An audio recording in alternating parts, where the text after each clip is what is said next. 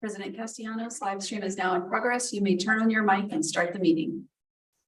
Good evening and welcome to the September 20th, 2023 regular board meeting of Capistrano Unified School District. The meeting is now in session and the time is 5:40 p.m. Ms. Hayes, please. Trustee Bullicus. Here. Trustee Davis. Here. Trustee Jones. Trustee Jones is currently absent. Trustee Pritchard. Present. Trustee Hanachek. Here. Trustee Parham. Here. Trustee Castellanos. Here. Mrs. Hayes, before the board recesses to closed session, do we have any speakers who want to speak on a closed agenda? There are none. Okay, the board will now recess to closed session to address the following agenda items. A, conference with legal counsel, anticipated litigation, significant exposure to litigation, 2 cases, social media case, action lawsuit, significant exposure to litigation, 1 case, conference with legal counsel, existing litigation, significant exposure to litigation, 2 cases, conference with labor negotiators, CUEA, CSEA, Teamsters, CUMA, unrepresented employees, student readmissions, 2 cases, public employment and evaluation of performance superintendent. The board will now recess to closed session. Thank you.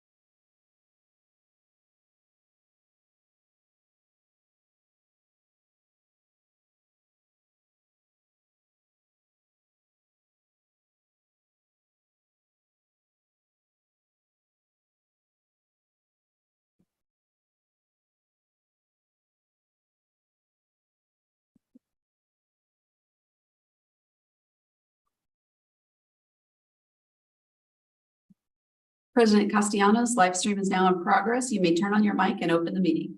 Good evening and welcome to the September 20th, 2023 regular board meeting of the Capistrano Unified School District. The meeting is now in session and the time is 7:09 p.m.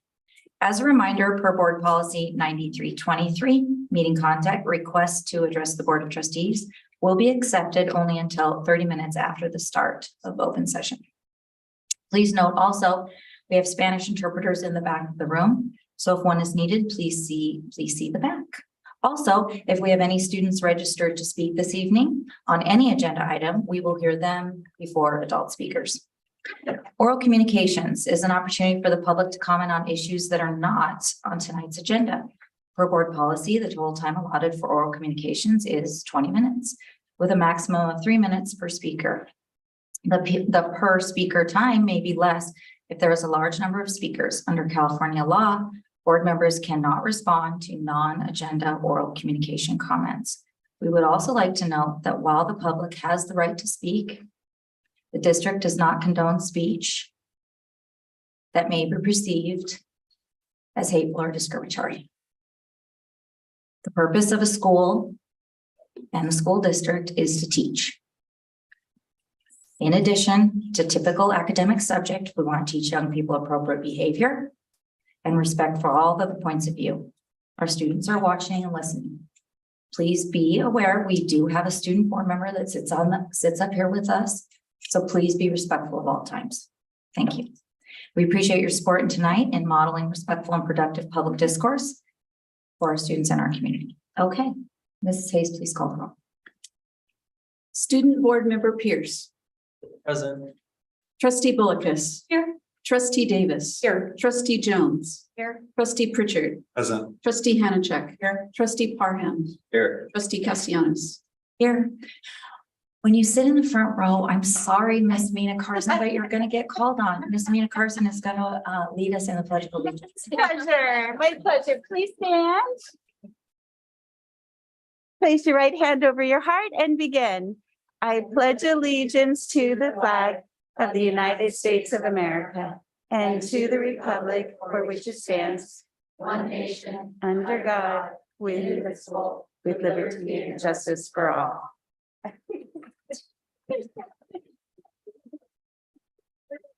May I have a motion to adopt the agenda? Moved. Second. Moved by Trustee Davis, seconded by Trustee Parham. Mr.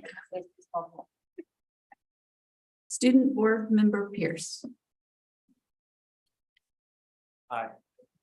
Trustee Bullicus. Aye. Trustee Davis. Aye. Trustee Jones. Aye. Trustee Pritchard. Aye. Trustee Hanachek. Aye. Trustee Parham. Aye. Trustee Castellanos. Aye. Motion carries 7-0 by a roll call vote to adopt the agenda with a preferential vote of aye from Student Board Member Pierce. Mrs. Hayes, please read the report out from closed session. On agenda item 3A, conference with legal counsel, anticipated litigation. Items A1 and A2, trustees voted 6-0-1 with Trustee Jones absent to approve staff recommendation on the following cases. ADR case number 2022-1104M and ADR case number 2023-0726. On agenda item A3, trustees voted 7-0 to direct staff to retain and direct legal counsel to initiate or intervene in legal action, social media litigation. The action, the defendants, and the other particulars shall, once formally commenced, be disclosed to any person upon inquiry, unless to do so would jeopardize the district's ability to effectuate services of process on one or more unserved parties, or that to do so would jeopardize the district's ability to conclude existing settlement negotiations to its advantage. On agenda item A4, trustees voted 6-1 to uphold the level 3 findings as amended to include program clarity for parents, with Trustee Davis voting no. On agenda item 3B, conference with legal counsel, existing litigation.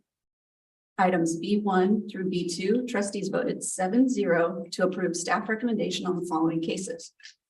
OAH case number 2023-040418 and OAH case number 2023-040835M. On agenda item 3C, conference with real property negotiators. I apologize. On agenda item 3C, conference with labor negotiators, no reportable action. On agenda item 3D, student readmissions, trustees voted 601 to approve staff recommendation on the following case numbers 2023-007, case number 2023-010, with trustee Jones absent. On agenda item E, public employee employment and evaluation of performance, trustees voted 7-0 to table the item to October. And that concludes my report. Thank you. Thank you. At this time, I'd like to recognize Dr. Chris Brown, Superintendent, for opening comments. Thank you. Good evening, everybody. Welcome to our September meeting of the Board of Trustees. I'll keep my comments brief tonight, but I did want to share a few things about some of the successes of our students, some of the things that are going on to help prepare our students for the future. So one of the things that is one of our charges here in Capistrano Unified is to make sure that when our students leave us after 12 years in our system, that they go out into a world with a lot of options available to them, be that four-year university, two-year university, the world of work, et cetera, and that really they have the choice to make when they leave. And really, in order to support that, we've partnered with CCA. And in the last month, we've opened 2 college and career centers at our local middle schools, Marco Forster and Miguel Hills Middle Schools, which really provides the opportunity for younger students as young as 11 to start thinking about what happens after senior year, to start becoming aware of careers, career paths, and looking for ways to bring relevance to their academics. One of the things we do know from scholarship is that the more relevance we can bring to students, the more apt they are to be successful in highly rigorous academic coursework. And in addition to looking at what we're doing for our younger students, I also had the pleasure of attending the American Legion Auxiliary Girls State Recognition event, where I got to meet 6 of our senior students who spent the summer in Sacramento at the Girls State event, and really listening to these young ladies talk about their learning experience, talk about their future and how well informed they are, gave me a lot of hope for democracy and for our country moving forward, if these are the kinds of young women who are going to be leading us. So I really, if you're one of those young women or their families, you should have a lot to be proud of. I also attended the grand opening of the esports lounge at Tesoro, which really shows that, you know, we're not just thinking about traditional coursework here in Capo, but we're really offering opportunities to our students to be on the cutting edge of what's happening out there. A lot of our local universities like UCI have big esports teams, and esports has become a economic juggernaut where it's not just the professional esport athletes, but also the surrounding event makers and organizers that really earn a good living. And so it's another opportunity for our students to, again, see relevance and see something that they enjoy doing, but actually have the academic side of it. And Principal Zrati actually even has a course over there, English for esports. So they're tying academic coursework to the state-of-the-art facility that they have access to. And hopefully Tesoro will become a hub for these types of tournaments moving forward. And then coming up, one of the things that we're committed to doing is really engaging with our community. So we have the open forum superintendent meet and greets coming up starting next week, actually. So we'll be at Tesoro on Monday evening and San Clemente High School on Thursday evening. We also have the college fair. So we're thinking about that future again. October 2nd, Capistrano Valley High School will be our college fair. And then the family resource fair will be held here at the district office on Friday, September 22nd. And this concludes my comments for the evening. Thank you. We'll now move on to trustee comments. Trustee Bolkus. Thank you. I have 2 items that I wanted to express this evening. I'm going to start with concern and end with something I'm very proud of. My first concern, and it's a concern of all of ours, is safety. So everyone is concerned about safety. We're all talking about that in our schools, and whether it's strangers on campus or intruders on campus. But I want to talk about another aspect of safety that we are all a part of, and that's principals send out emails regularly about the egress and ingress into the campus, where to park, where to pick up, drop off. It's all for the safety of being able to get our students safely into school and to exit the schools. We had an incident last week at one of our schools where an aggressive, impatient parent would not follow the direction of the crossing guard. The driver drove the path that he was directed not to take and ended up knocking down the cross guard. who was then taken by ambulance to a hospital. Being late to work, late to an appointment, or anything else is not a good or acceptable excuse for the safety of our children, staff members, or anybody else. So I just want to let you all know that that happened. And when you're picking up and dropping off your kids and you see people being impatient, the following day, we had 3 SRO officers, actually one on a motorcycle, to help us. And the PTA ladies came out with their signs and we were all there watching it, and everything flowed smoothly, except there were 2 tickets given out. Someone who did the same maneuver, wanted to go straight through, even though there's all this signage and people pointing. So the motorcycle cop picked up and gave that person a ticket. And the rolling stops. The stop signs are there because there's crosswalks that children may, come through. So I just want to remind everybody about safety in another form, and that we all need to be aware of it and helping one another. But on a high note, in my representing the city of Mission Viejo, they have announced the return of the Children's Environmental Fair for 3rd graders for all schools in Mission Viejo. So that includes Saddleback and Capistrano. Conservation of the Earth's natural resources is essential to protecting the environment and for this and for future generations. So the city of Mission Viejo believes in conservation for our environment should begin at an early age. They've been doing this for about 19 years, but due to COVID, there was a 4-year hiatus. And so it's back, and it is no cost to the schools or to the district. The city takes this on as a part of working with the schools and doing something for the environment. So it's an all-day field trip that's coming up April 19th on that Friday. Students are going to learn a variety of topics: waste reduction, recycling, composting, water conservation and water quality, pollution prevention, and more. And the students and teachers are going to receive a free field trip. That's transportation included to the Norman P. Murray Center, lunch, drawstring backpack, and assorted giveaways. So I'd like to thank the city of Mission Viejo, and they are in touch. The consultant there with Karen Gauthier and Kristen Robb, because they want to ensure that the activities align with the curriculum here at CUSD. So I'm always very proud of what our city does and working with us, and look forward to that returning to our city and for all of our 3rd grade students. And all of our schools have signed up to attend. Thank you. That concludes my comments. Thank you. Trustee Jones. Yes, so one of the things you heard at the beginning of the meeting, and it went by kind of fast, you might not know, we have decided to join in a, I think it's called a group action, not a class action, against social media companies. And what the social media companies do to our children is horrible. And I think the effects are going to be lifelong. But I particularly wanted to thank the PTA-led co-chair who's here tonight, Luca Greco, for alerting me to this. And although I think some other trustees also brought it to our attention, I was very excited, and we finally made a decision on that tonight, and I'm really excited about it.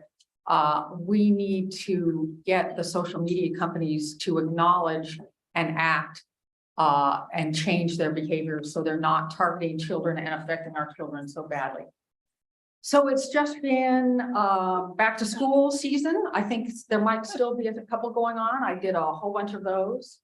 And I wanted, and I also want to talk about this Friday is homecoming at Dana Hills High School. I invited city council members from 3 of our cities to attend. 4 of them are coming. If you live in Laguna Niguel, your Mayor Pro Tem Stephanie Otto will be joining us, as well as Stephanie Winstead, the 2 Stephanies, and please thank them for being involved and wanting to come to the homecoming. In addition, in San Juan, Councilmember John Campbell and Dana Hills alumni Mayor Howard Hart will be coming to the game, so that's pretty exciting.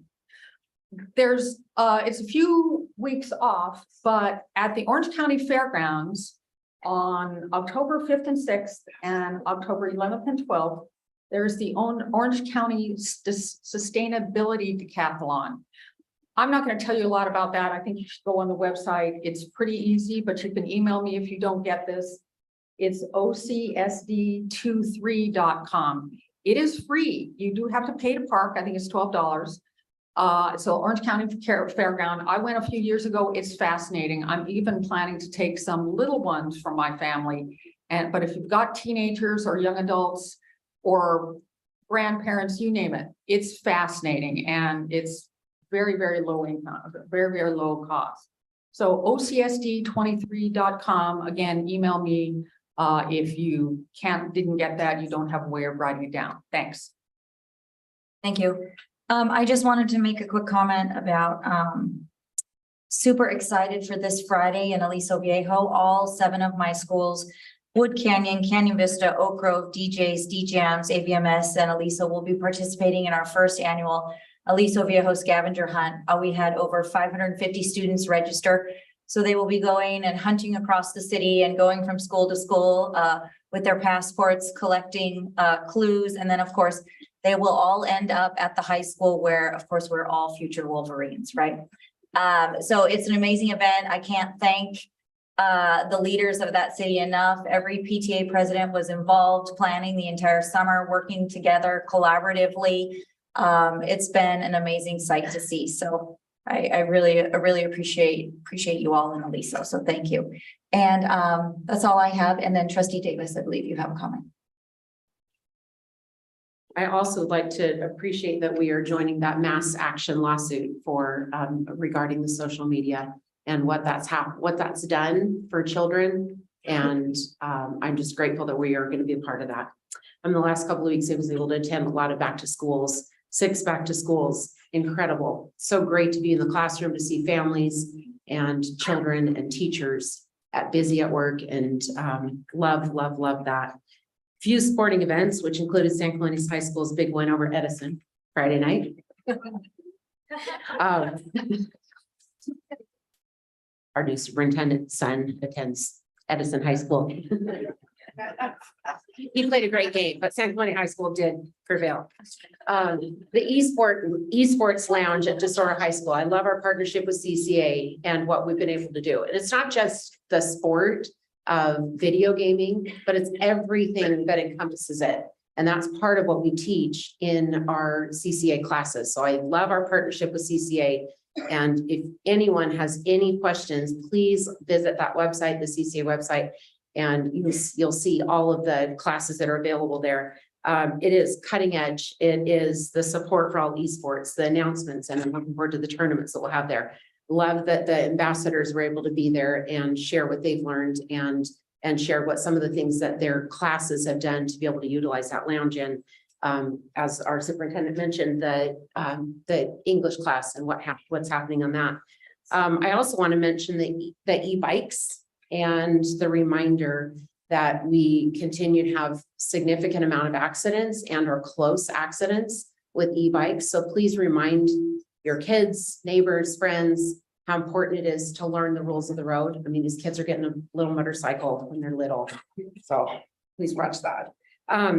San Clemente has some social activities that are coming up for middle schoolers. The San Clemente Recreation Division is offering some programs for middle school. So it's a great, safe environment for kids to get to know some other kids that are around their age. And there's a luau party, a costume party, laser tag, and movie and ugly sweater contest just coming up in the next couple of months. So please look into that if you're in San Clemente or would like to have your kids be a part of that. San Clemente High School's homecoming, their annual parade is this Friday on Del Mar at 3 p.m. The streets are always lined, and it is a great fun activity. And followed by the game at San Clemente High School Friday night and the dance Saturday night. So lots and lots of fun things happening. A couple of other things, and I would like to just share a little bit about something that's of importance. I not only want but need parents and guardians to understand that Capistrano Unified School District is indisputably committed to parents, guardians in all areas of their child's growth, academic, social, mental, emotional, and all-around well-being. We need maximum communication with parents in all areas. At our next regularly scheduled board meeting on October 18th, I will be presenting a policy or a resolution in regard to notification to parents for all non-academic concerning matters in Capistrano Unified School District.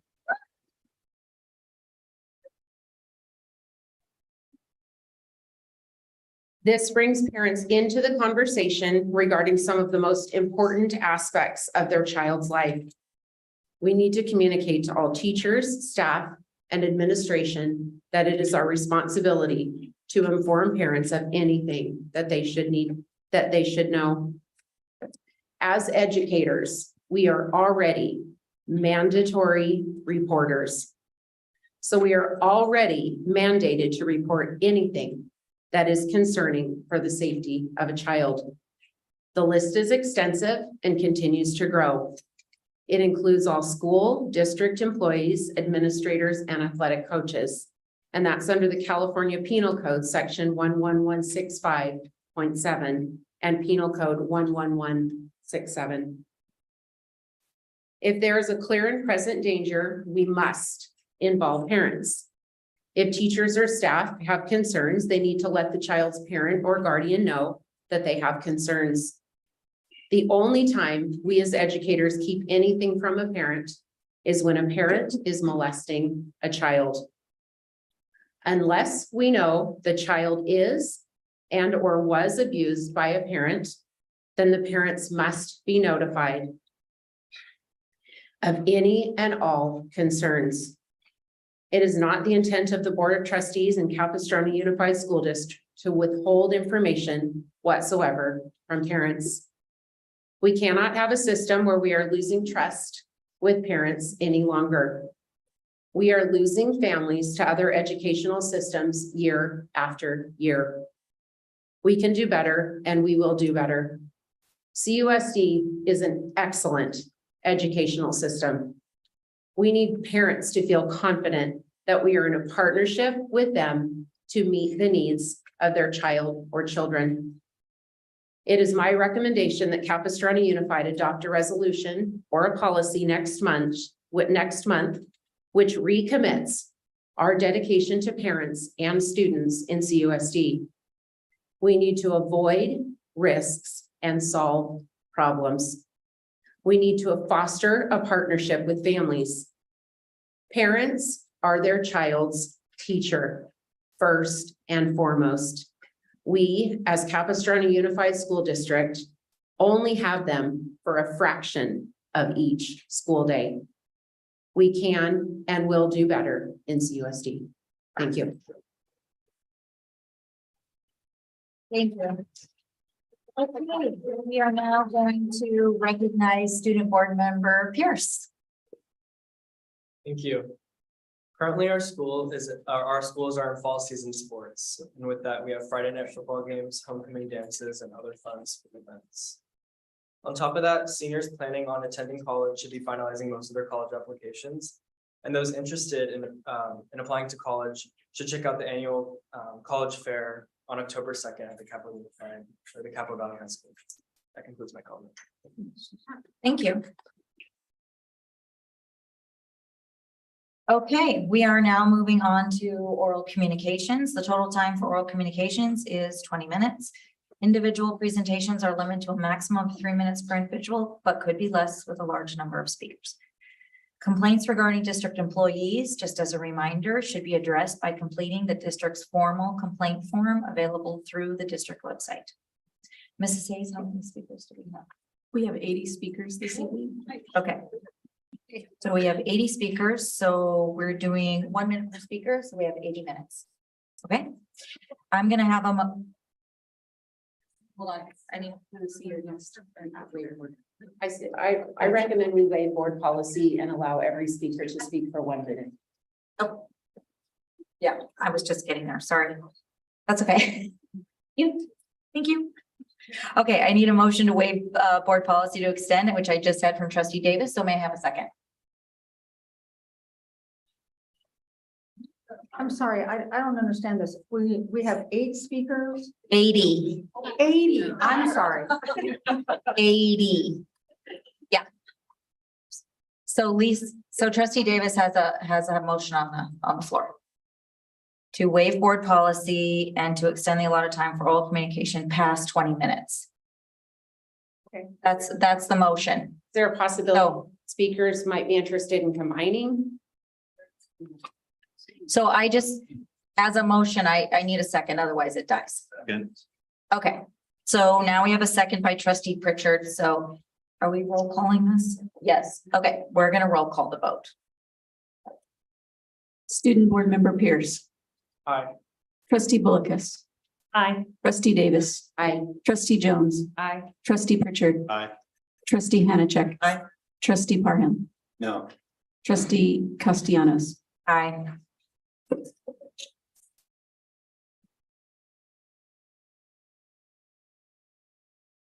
The motion carries 601 to extend the time allotted to 1 minute and reduce the individual speaker time. I'm sorry, to extend the allotted time to 80 minutes, yes, and reduce the individual speaker time to 1 minute. 1 minute. Yes. I'm going to call 10 speakers at a time, and I'm going to request that you stand up and line up in the aisle so that it moves through with efficiency. And I ask each speaker to state your name and city of residence. That way we can keep track for our minutes and we can be accurate in our reporting. First 10 speakers are Xander Cloud, Sarah Adjuster, Ann Hagha, Colette Foster, Michelle Brooks, Heather Puhek, Dana May, Damaris Zorio, Katie Crockett, Jamie Hansen, Lynn from San Clemente, Kirsten Preska, speaker 11. Xander, please go forward. Thank you. My name is Xander Cloud and I'm from Ladera Ranch. Oh. My name is Xander Cloud and I'm from Ladera Ranch. Go ahead. Oh, okay. Hi, my name is Xander and I'm a sophomore at Tesoro High School. I am gay. Many of my friends are trans and some of them are not out. Coming out is a personal choice and no one should have the power to expose someone before they are ready. You want teachers to inform the parents of these children. Inform. If these children came from families where they felt safe, they would come out in their own time. Parents would not need to be informed. Many of my gay and trans friends come from unsupportive families. Some are abused both physically and mentally. You now want these kids to go home to God knows what. As a repercussion, you will see the increase in self-harm, homelessness, and suicide. Will the district step in when that happens? Will the teachers get involved then? Sometimes school is a student's only safe place. You want to take that away from them? How dare you? Let teachers teach, let kids be kids. Please don't put my friends at risk. Thank you, Xander.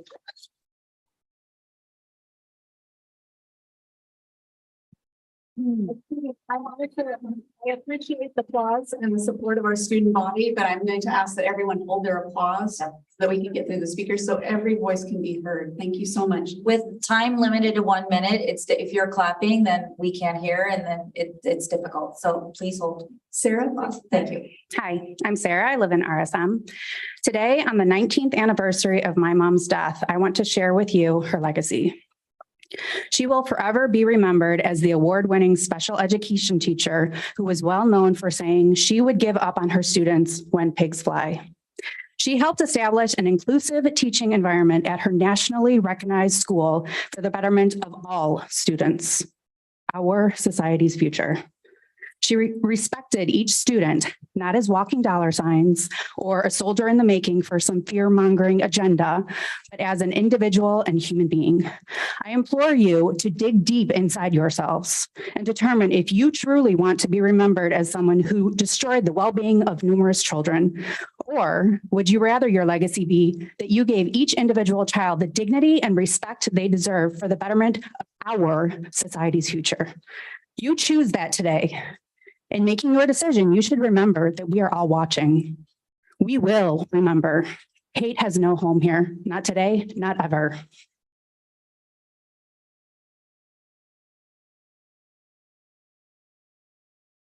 And go ahead. Hi, my name is Ann. I'm from Ladera Ranch, and I'm a proud mom of two CUSD graduates who are graduate of Berkeley and one heading to UCLA. And so wonderful schools. I'm really concerned about the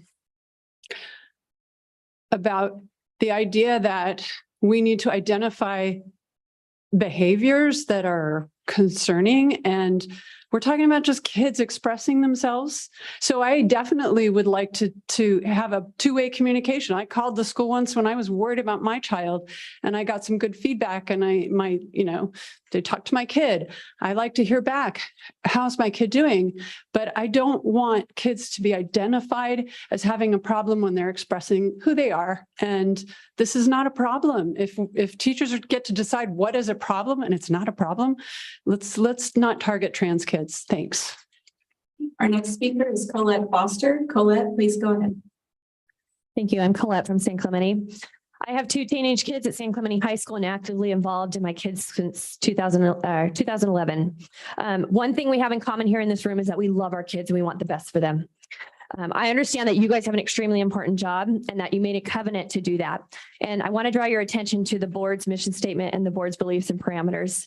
It states on your guys' website that your beliefs state that this plan represents a covenant to our community. It's founded on a set of commonly held deep abiding convictions. You believe that our children's development is your highest priority, and that the parent, it states on there, the parent is the child's first and foremost influential teacher. Respect, honesty, responsibility, and integrity are essential in the educational environment. And the students, educators, parents, and the community share the responsibility to be involved actively in the educational process, and that the community has a right to hold the schools accountable. And if we're truly partnering with integrity, respect, honesty, accountability, and responsibility, that does not embody secrecy, division, and deception. Thank you, Lisa. Thank you. Our next speaker is Michelle Brooks. Hi, board. Michelle Brooks from San Clemente. Thank you for serving. Cut to a minute. I'm just going to try and roll off the cuff, but I don't know how this became about hate. I'm just here to say that nothing comes before my kids, and I'll do anything to fight for them. I don't know how this whole room wasn't standing in applause after what Trustee Davis said. Who would argue that parents are the partners in their child's education? Look what happened when we handed over control to the government during 2020. And now you're all begging for the kids to be back in school when you all did everything you could to keep my kids away from it. You wonder why there's a mental health crisis in this country? It's because there's an agenda making children question the wonderfully and perfect way that God made them. You don't have that authority, and you will not take that from my child. I am a partner in this. We elected all of you to serve, not the students, not a political party nor agenda, to serve the parents and the children in your district. Thank you. Our next speaker is Heather Puhak. Heather, please come forward. Hi, I'm Heather Puhak, and I'm a parent and a San Clemente High School student, and I live in San Clemente. Saying that a policy intended to give children the support that they deserve has a hidden agenda intended to out trans students is hateful and spreading misinformation. Not one medical association advocates that school staff allow a social transition at school, unbeknownst to their parents. Dr. Erica Anderson, who is a highly credited psychologist and transgender herself, says a child who wants to change their name needs careful evaluation and parent involvement. This is someone we should listen to. Parents cannot obtain professional evaluation or provide professional support for their child if they are unaware of their child's needs. The professionals say include parents. The Constitution of the United States protects informing parents. Please support a parental rights policy for Capo Unified. Thank you. Our next speaker is Dana May. Dana, please come forward. Dana. We'll move on to Damaris Zoria.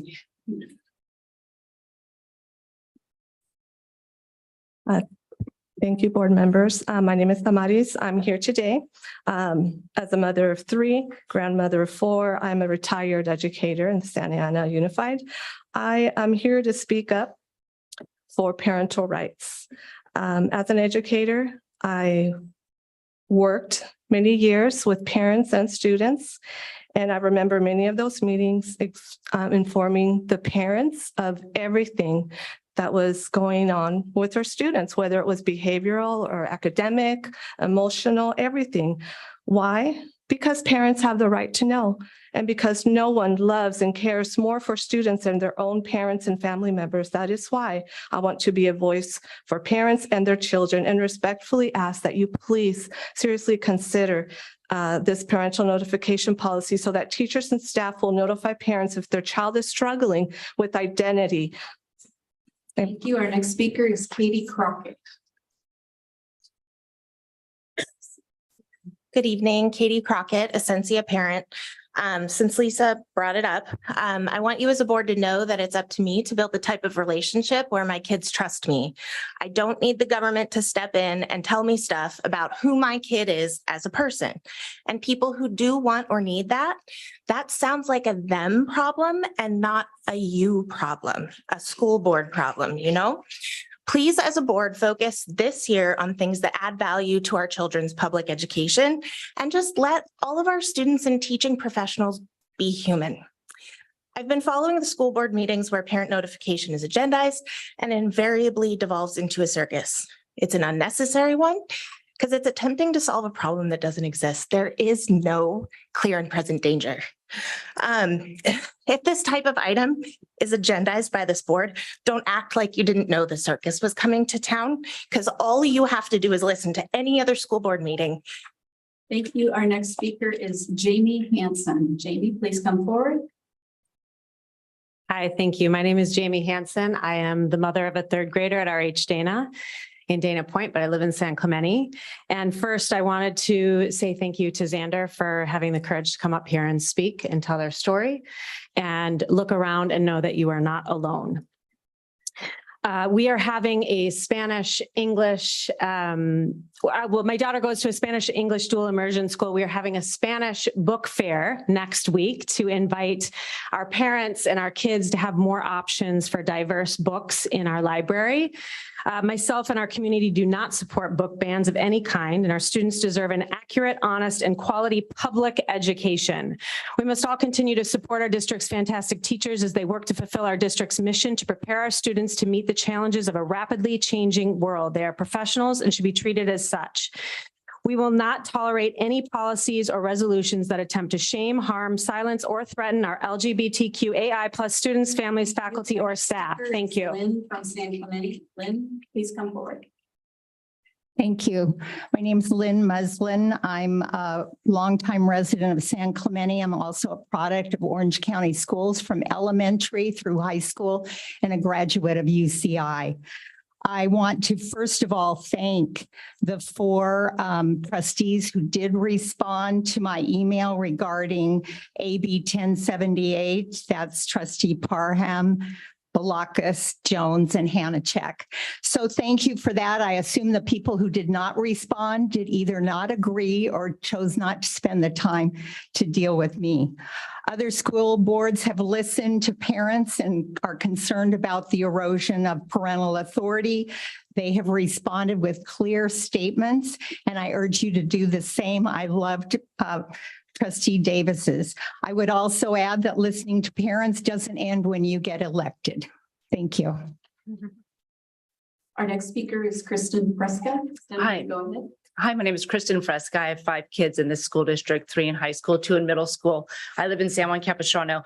And I just want to say when this summer I didn't have my DTaP in time for my kids, I was notified 6,000 times about a medical concern that you had. The only reason we didn't get it was because the doctor's appointment wasn't scheduled till August. But I'm saying I was notified. When my daughter wanted to drop down from an AP class to a regular class, that couldn't happen until her mom was notified. If my child was to have any social, emotional, physical, academic, or any concern as the parent, you guys have shown that you want parent involvement. The parent should know. It's not the issue back and forth, is that the parent should know, and then they should be able to handle that. So I would ask that you would I thank you for bringing up, and I hope next month that we are going to be able to pass that to keep the parents involved. Thank you. The next group of speakers to line up: Barbara Borkowski, Tammy T, Amber Smith, Cheryl F, Ginny Bolson, Michelle M, Linda Baraster, Amy Cartney, Whitney Zolna, Dave Huxtable, Jamie Fink, Nancy Rohr, Amy Baxter, Angela Jones. We'll stop there. Barbara, please come forward. Hi, my name is Barbara Borkowski, and I'm a Dana Point resident. I have a child that attends RH Dana Elementary School, our amazing CUSD bilingual dual immersion English-Spanish program, and my youngest will be attending next year. So I have a vested interest in this conversation. I request that this board support and implement school policies that focus on inclusion, diversity, acceptance, and provide safety for all children, including those that may not follow the gender binary. We need children to trust the adults in their lives. If a child does not express their gender identity to their parents, it is for a reason. They are scared. By fostering a safe, inclusive environment, all children benefit. They all learn how to be confident in who they are and learn how to interact with those that are different. I implore this board to make policies that strengthen diversity and inclusion in public education and not dismantle it. Thank you. Our next speaker is Tammy. Hello, good evening. My name is Tammy. I live in San Juan Capistrano. I have 2 kids that also attend within this district. Parents have fundamental rights to direct the upbringing of their child, including but not limited to their education, medical care, moral and religious upbringing. So if we are truly partnering with parents in teaching our kids respect, honesty, responsibility, integrity, as the board believes and states, then we need to model that for them in our decisions here at the board, at school, and at home. Thank you. Our next speaker, Amber Smith. Go ahead. Hi, I'm Amber. I live in San Clemente and I have a daughter at San Clemente High. I'm here to let you know the importance of parental notification. This is one of my reasons why. A year ago, my friend kicked in her son's door to find him hanging. He was 17. Unfortunately, it was too late to save him. This wasn't a gender thing. This child was suffering from depression. Was there a teacher or a school employee that knew this and didn't say anything? Kids are at school 7 to 8 hours a day. I'm sure there had to have been signs. Failing grades, unusually quiet, any change in his personality. It is so important for a school employee to notify parents of any changes they notice in a child. We need to work as a team to help heal the damage that has been done to our children over the past few years from lockdowns and social media. Parents need to have the right to know what's going on with their child. And thank you for the social media lawsuit. Cheryl F. Good evening. My name is Cheryl. I'm from Laguna Niguel. The parent-child relationship is really the backbone of a strong family bond and a healthy and active child. Neither the government or the school board has the authority to infringe or deny these rights. Federal law protection of people's rights also allow parents to see all instructional materials, parent notification of all student surveys. These are federal laws. Medical advice or behavioral issues, these are all belong into the realm of the parent. It's a student-parent relationship. It's a student, their angst that's happening in this confusing times that they're maybe under. The parent is the most important person to make sure that they get the proper assistance, the proper counseling, and the proper love and care. And that's what we want with a parent relationship. So I'm in support of parental rights. Our next speaker is Jenny Golden. Hi, I'm Jenny Golden. My son just graduated from Aliso Niguel High School. This is my first time attending a school board meeting. I'm very glad to be here, and I thank you for extending the time for our comments. And Lisa Davis, that was an outstanding comment that you opened with. I appreciate that very much. I'm very much in support of your plan, and I plan to come again to support you and the parents who are in favor of parental notification. So again, thank you very much for serving on the board and for having us. Our next speaker is Michelle M. Good evening, trustees. I know this board faces many decisions daily.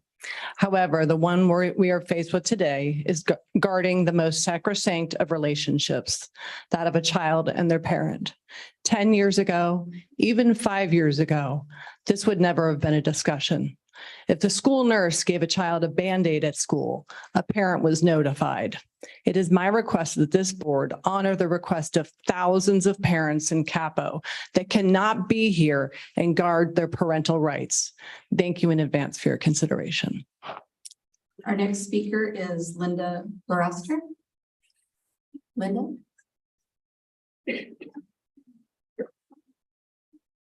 Thank you. Good evening, Superintendent and trustees. My name is Linda Veraster, and I'm a resident of San Clemente. And of the district, unlike some of the speakers who regularly attend.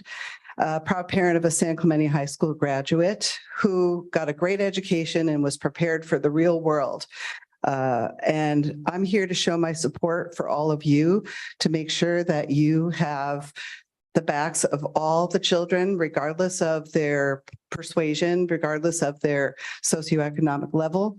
Encourage all members of the board to ignore the distractions and the opinions of a few and know that there are a lot of us here who support you and support a factual, well-rounded public education. We're here, we have your backs, and thank you for all that you do. Next speaker is Amy Courtney. All right. Hi, my name's Amy. I'm a mother of 2 students who attend schools in this district. I'm also a licensed mental health clinician. I've worked with clients who have entrusted me with aspects of themselves they cannot yet talk about outside of a confidential and trusted relationship. Sometimes they divulge information to me that they can't tell their parents or others for fear of retaliation, sometimes even for fear they might be killed at home. I wish this was rhetoric, but it's not. Gender and sexual orientation in particular can be so triggering to some that it incites violence. I fully and wholeheartedly disagree with the proposed motion for next month's board meeting. I don't believe it's in the best interest of any student in this or any other district to be the subject of a parent notification letter regarding the use of their preferred pronouns. I can't think of a single reason this process would be beneficial, supportive, or respectful. Gender pronouns do not fall under the category of abuse or abusive and should not be mandated to be reported to parents. Thank you. Our next speaker is Whitney Solna. Whitney, please come. Good evening. I am the parent of a student who actually goes to school in this district. And I am here because youth deserve to feel safe at school and also at home. They deserve the freedom to express themselves in their own time. When parents are notified by schools and not their child, the child could face risk of emotional and physical abuse at the hands of their parents. Some youth will even experience homelessness after their parents are informed without their consent. Let children communicate and express themselves to their parents in their own way and their own time. Please put children first, above parents and above votes. Our next speaker is Dave Huxtable. Dave, please come forward. Hi, I'm Dave Huxtable. I'm from the Ladera Ranch. I'm here to stand up for the teachers who do an amazing job. They're definitely not in it for the money, and they're not in it for an easy life. They sacrifice their time and effort for the good of our kids and grandkids, and through those kids bring about a better future for our community and for our country. I'm here to stand up for those kids who deserve an excellent education in a safe environment where they're free to be their true selves without fear of being spied on and reported about. if they happen to not conform to some narrow gender stereotype. I have great faith in future generations who will know how to tell truth from lies and will reject the hatred and bigotry that surrounds us today. I'm here to stand against those who are trying to use our children as pawns in their political games, against the fearmongers who spread lies and warped imaginings of rapists in skirts in school bathrooms, against people who twist religion into nasty vindictiveness. Jamie, please come forward. Hi, my name is Jamie Fink and I'm a resident in Mission Viejo. I had a whole nother speech, but the longer I sat here, the more frustrated I got. There is no erosion of parental rights. It's not a thing. How did we even get to this space? Why am I here? My daughter even asked me tonight, why are you doing this? Haven't we been here and haven't they fought for rights already? That's coming from a fourth grader. Have we not seen the undeniable research and consequences that outing causes? I'm not even going to go into them because it's just, we've been here, we've done this, we've fought this. If a parent is so concerned about their child and if their child is exploring gender and sexuality and their child isn't communicating with them, it is not the school's problem. It is a parenting problem, and the problem lies with the parents. Thank you. Our next speaker is Nancy Rohr. Nancy, please come forward. Hello, I'm Nancy and I am the parent of 2 graduates of San Clemente High School. I have changed my notes many times also. I just need to address something that Lisa Davies said, that reporting a student in danger is important, but being LGBTQ is not a danger unless you think it's wrong or an injury that needs to be fixed. It can't be fixed and it won't be fixed.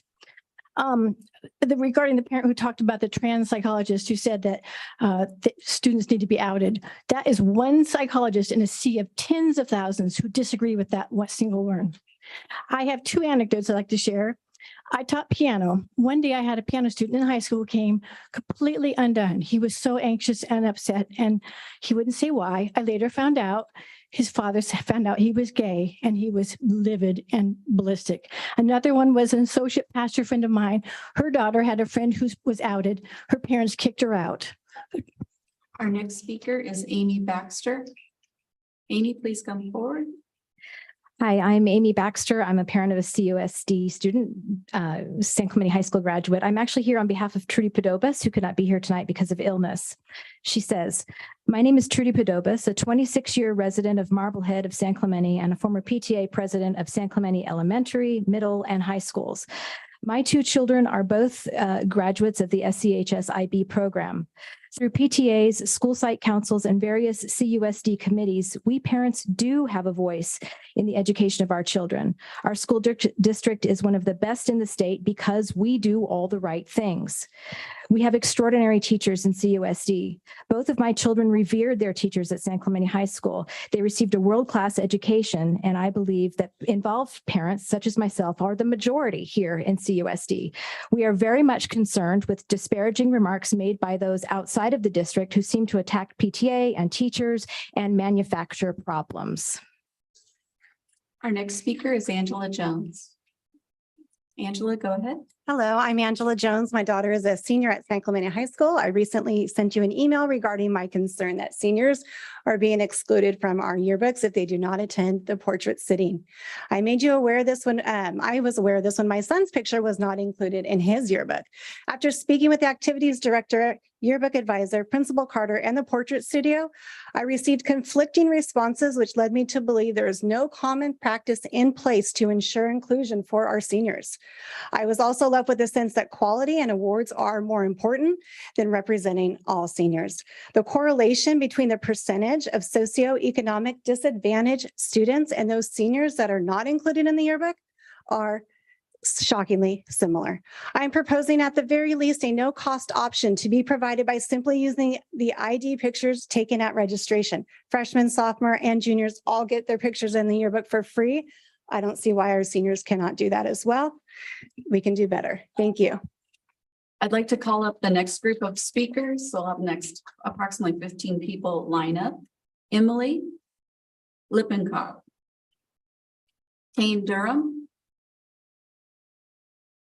Edgepage, Carol Took, Carolyn Adamich, Jean from San Clemente, Lisa Finning, Judy Jones, Yvonne Ybarra, Stephanie Camacho Van Dyke, Sue Boardman, Aaron Bright, Patricia Henry, Jillian Kinjerski, Candace Boren, and Michelle Den. Okay, we'll go with that. Emily, come forward, please. Hi, Emily Lippincott. I have a second grader at Essentia. Gabriel Fernandez, 8 years old, tortured, beaten, starved, burned with cigarettes, forced to eat cat litter, and eventually beaten to death by his mom and her boyfriend because they thought he was gay. Anthony Avalos, 10 years old, tortured over a period of days and eventually killed by his mom and her boyfriend after coming out as gay.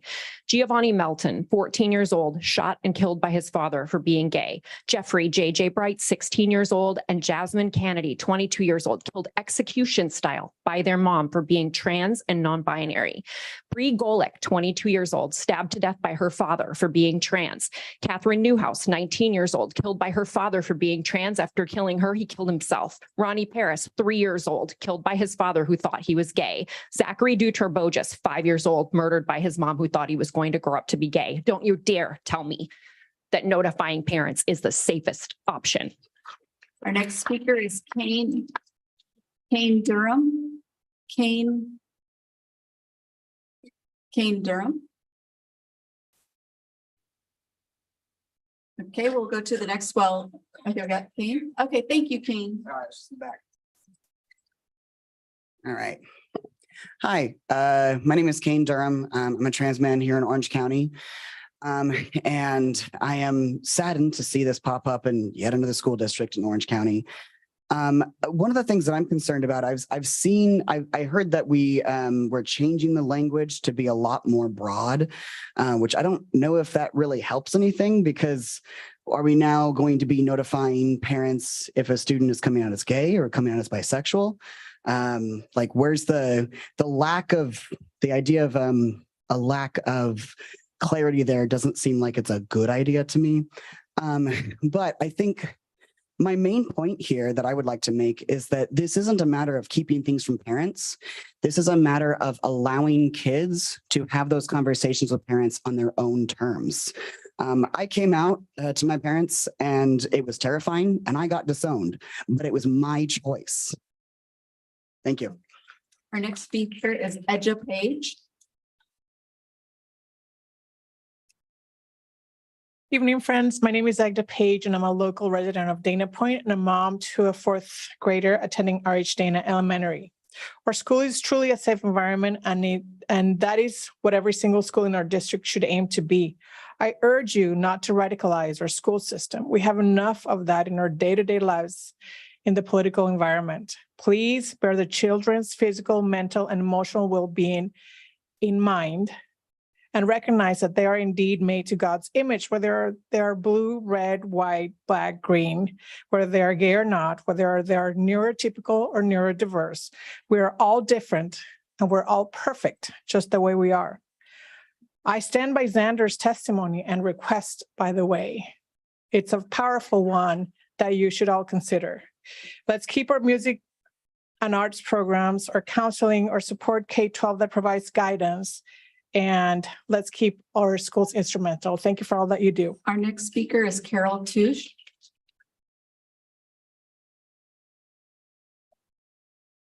Hi, my name is Carol Touch.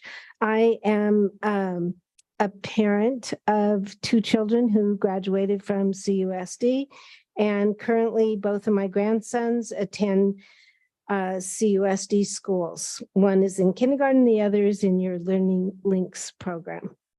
I'm here to express my support for CUSD and specifically the teachers, staff, and administrators, both as a parent, a teacher, a substitute teacher, and a community member. It is vital that we support all our teachers and trust them to do what they do best, which is to provide a safe and accepting environment in which every student can learn, grow, and become a contributing member of society. Capo and all the teachers provide a top-notch education, and they continue to be committed to an inclusive environment that challenge students. Thank you. Thank you. Our next speaker is Carolyn Adamish. Good evening. I'm Carolyn Adamich. I am from Aliso Viejo. I'm a nurse practitioner. I don't have any children, but I am here at the behest of a friend that lives in Aliso Viejo that does have children in this particular school system. I am here speaking as a healthcare provider. I know other people are talking about the parent notification, and I do think that's extremely important because parents, of course, are responsible for their children's health. They're responsible for them until they're adults. Anyway, my concern is the irreversible effects of puberty blockers and surgical transition. And I just wanted to go over some of them for some of you. I don't think the people in the school system even may not be aware of how irreversible some of these hazardous complications can be of transitioning.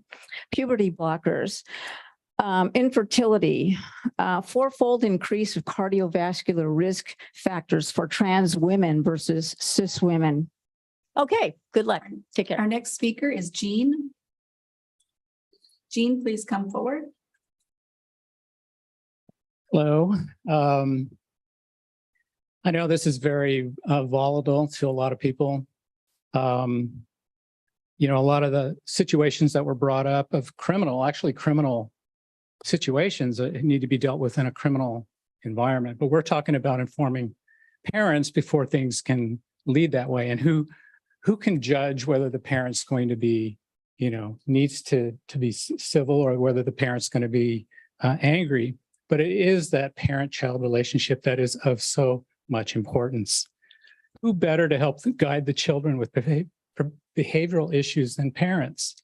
Will the teacher, school, clinic, or state guiding our children when they have behavioral issues make long-term mental health decisions while the parents are kept in the dark? I think this is pretty outrageous that we have to come and ask for this. And I appreciate you, especially bringing this up, Lisa. Our next speaker is Lisa Finning. Hi, I'm a retired United States bankruptcy judge and the proud parent of 4 kids who graduated from Ambule, Marco, and Capo. We've been residents of San Juan for 40 years. And I want to address 2 things. One is in the early 2000s, one of our daughters was co-president of the Gay Straight Alliance at Capo. That club was founded to create a school community where all students could feel safe from discrimination, harassment, and violence based on their sexual orientation or gender identification. Membership in that club did not mean you were gay, trans, or anything else. It meant that you had concerns about identity, yours, or the rights of others, and the students gathered together in a safe place where that could be discussed. Under the proposed policies, membership in that club would be a reportable event, and that is not the way it Our could next be. speaker is Judy Jones. Good evening, school board members and president. My name is Judy Jones. I'm a 27-year resident of San Clemente, and I don't have children in the district, but I have volunteered and coordinated volunteers at Kenosha Elementary School. So I'm here to speak on behalf of children and the teachers. The teachers, counselors, and admin staff all work towards providing the students with safe, supportive, accepting, and inclusive environments. Their goal is always to aim for what is best for the students. I would trust teachers, counselors, and admin staff to make the appropriate decisions about parental notification and other sensitive situations. Their actions should not be restricted by rigid parental notification requirements. Thank you for your service, all of you board members, and to our community and to our schools. And thank you for listening to my comments.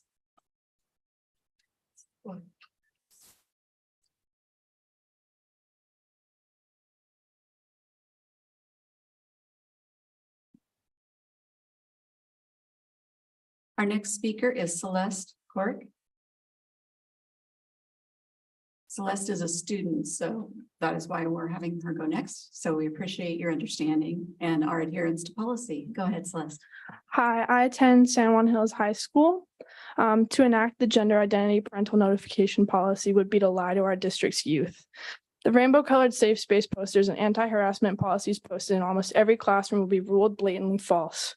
The comfort and safety of our kids is what should be prioritized.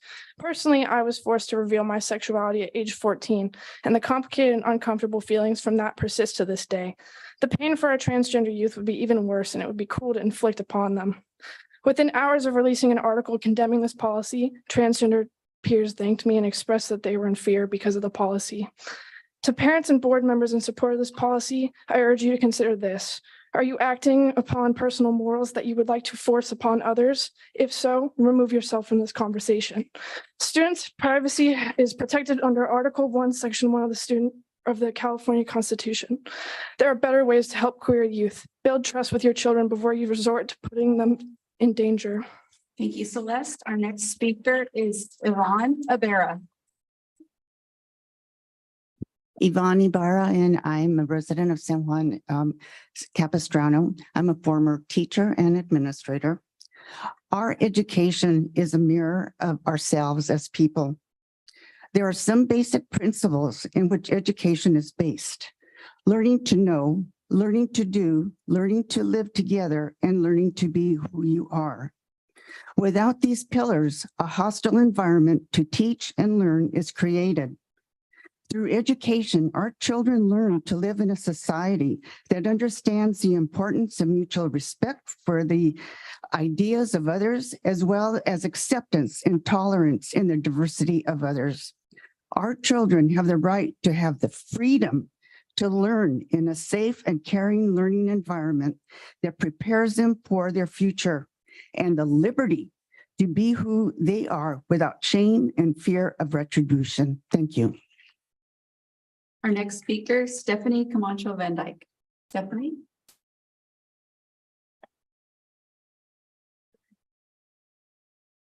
Good evening.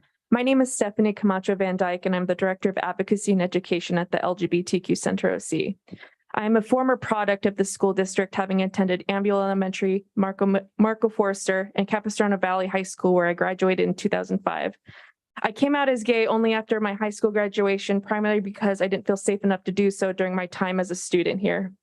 My experience is one of many, and so I want to underscore the urgency of ensuring that our schools in this district are spaces where all students can express themselves without fear, prejudice, or at the risk of their well-being. Every student deserves to have a safe place to be themselves and to decide when and how they want to come out, both at school and at home. Let's ensure that every student in Capistrano Unified feels welcome in an environment that centers and prioritizes their well-being and rights. Our students, our community, our allies, and our supporters are here, and we're watching carefully. Thank you. Our next speaker is Sue Boardman. Sue. Hi, I'm Sue. I live in Ladera Ranch. I'm not a parent. I'm here as a concerned citizen, as an educationalist. I'm here to stand up for children who must be respected as individuals, whatever their orientation. They deserve an excellent education in a safe environment where they are free to be their true selves without fear of being spied on and reported about. I have great faith in future generations who will know how to tell the truth from lies and will reject the hatred and bigotry that surrounds us today. Thank you. Our next speaker is Erin Bright. Erin, please come forward. Good evening. I'm Erin Bright. I'm a resident of San Clemente, and my children attend RH Dana Elementary School in Dana Point. I'm grateful for the dual language program that we have in our district, and my children benefit from spending their days on a campus that has music and arts and STEM. I believe very firmly that school should be a place where kids feel safe and accepted, and that is where they will grow the most. I'm confident in my teachers and my administrators. I have a relationship with them. I don't believe they need to be mandated to give information to parents. I think the board should listen to your trans students and community members. Keep our environments inclusive, keep including cultural proficiency, and thank you very much. Our next speaker, Patricia Henry.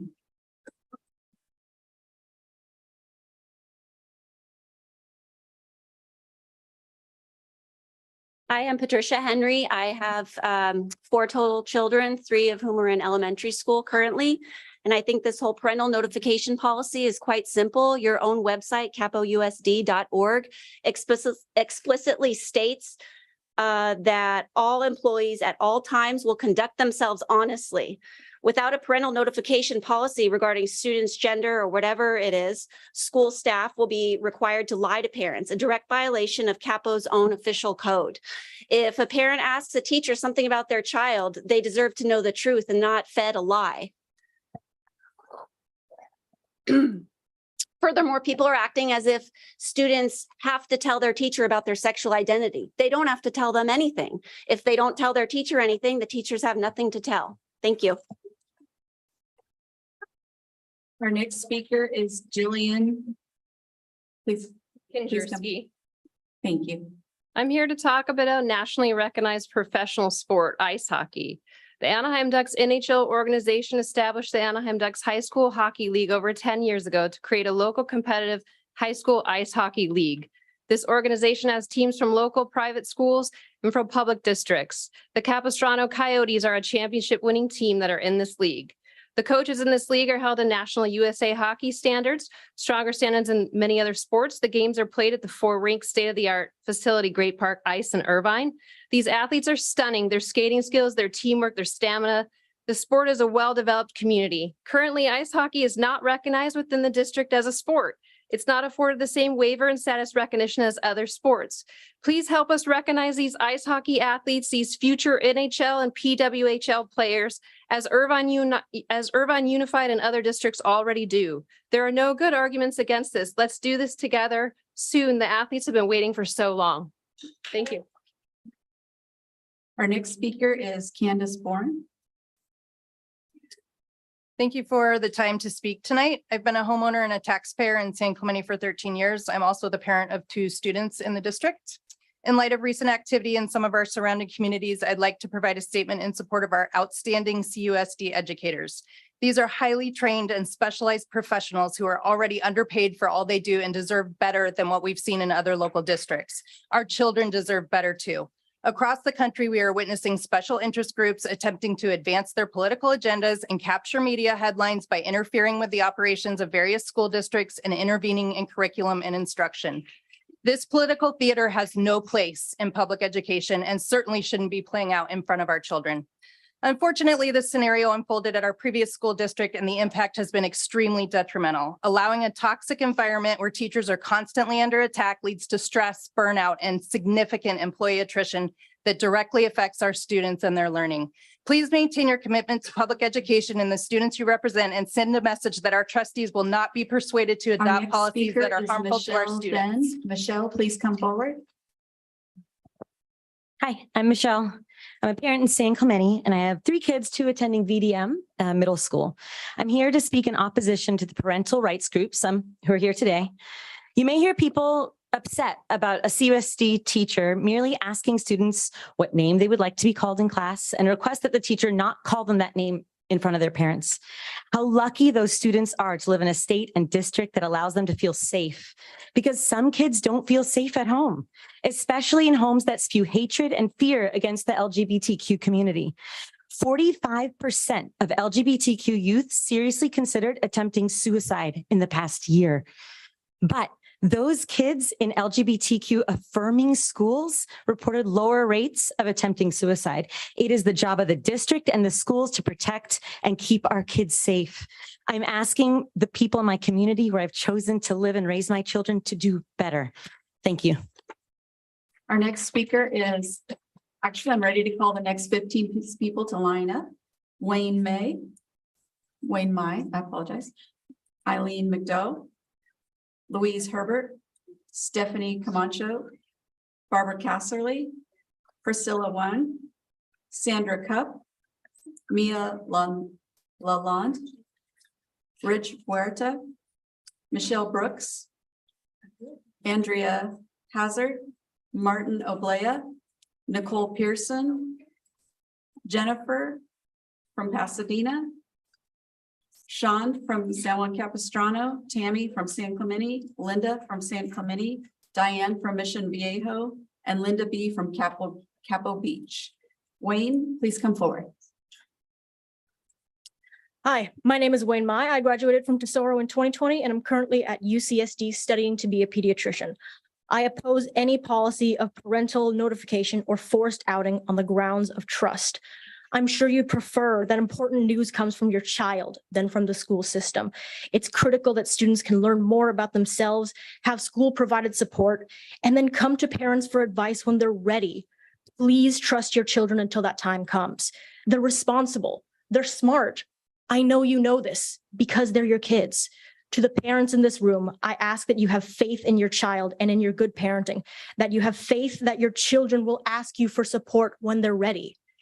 It is important that your child trust the school system, trust in you, their parents. They're preparing for college, for the workforce. You can trust them. You don't need to force them to be outed by the school. Let them come to you and tell you in their own time. You just need to trust them.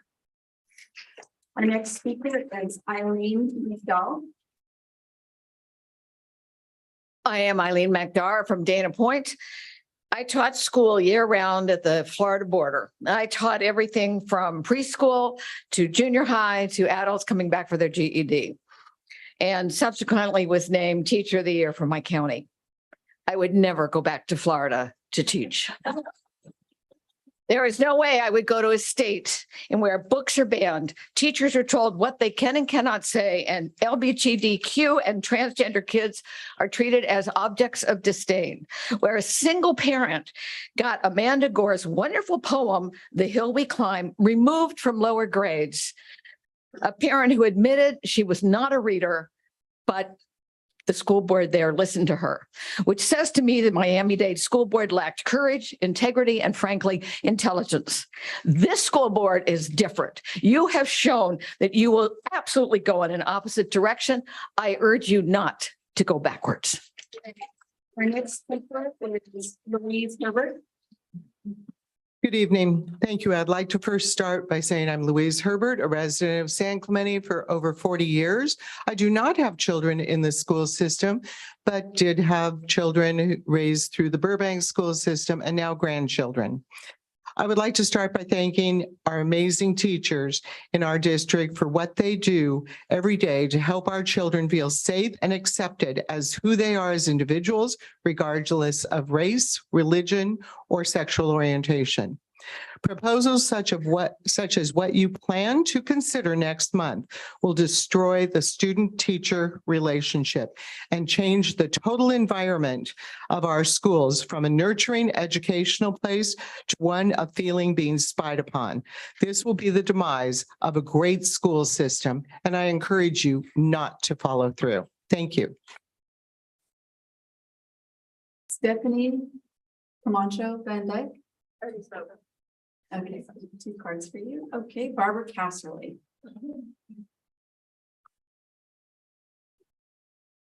I am Barbara Casserly, a 25-year resident from Mission Viejo with 3 children who graduated from Capo Valley High School, where I served as PTSA president and founder of the CVHS Foundation.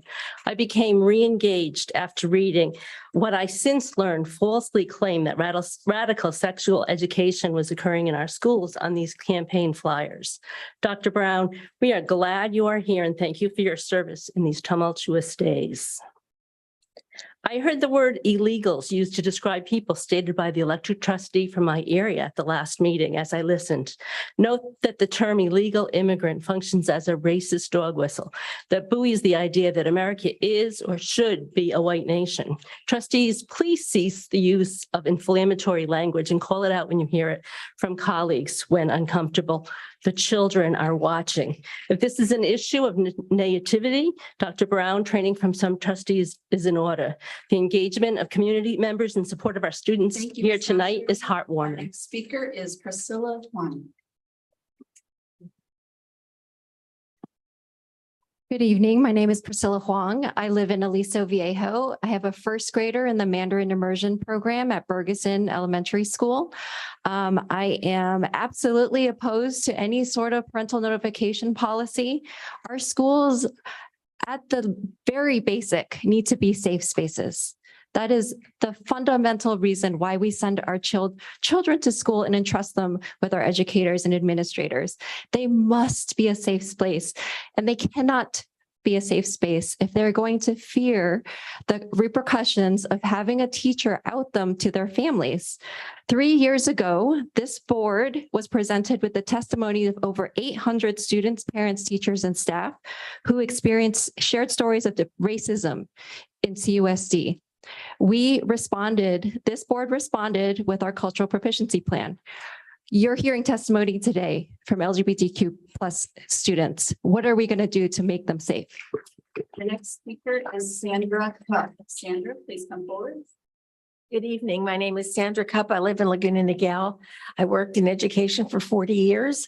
I worked in this district as a teacher, site, and a district administrator. I am here to thank you for your service and your time. I also am thankful that we have a strong fine arts program in this district, and I encourage you to see that every student receives music and art from primary grades up because it benefits them across the curriculum as well as socially and personally. I wish also that we will continue to have library books and resources that all students may look at and use, and that give them options of what they can read and not be bound by what a few people or a small fringe group is insisting. I also highlight the STEM program. I've been coordinating a STEM program from AAUW, American Association of University Women. This summer, we sent 12 students from Marco, BAMS, Shore Cliffs, and Vista Del Mar to a school in a college. Is Mia. Go ahead, Mia. Thank you. Hi, I'm a resident of Capo Beach, fourth generation of the area. My grandparents, my parents, myself, and now my son have all gone through Capo Unified School District. So I just want to thank you for giving us all your time and attention. I'm here tonight to speak up for the protection of children's rights, primarily children who are trans and identify as so. These children deserve protection just like every other child in school does, whether you agree with their identity or not. As a longtime educator, I know how hard teachers and staff work to keep students safe, physically, mentally, emotionally, and all students, not just some. Children do not go to school in a vacuum. They're exposed and interact with others who are different from themselves, just like in the real world. Not long ago during the COVID lockdown, well, thank you for your time. Our next speaker is Rich. Patera, Rich.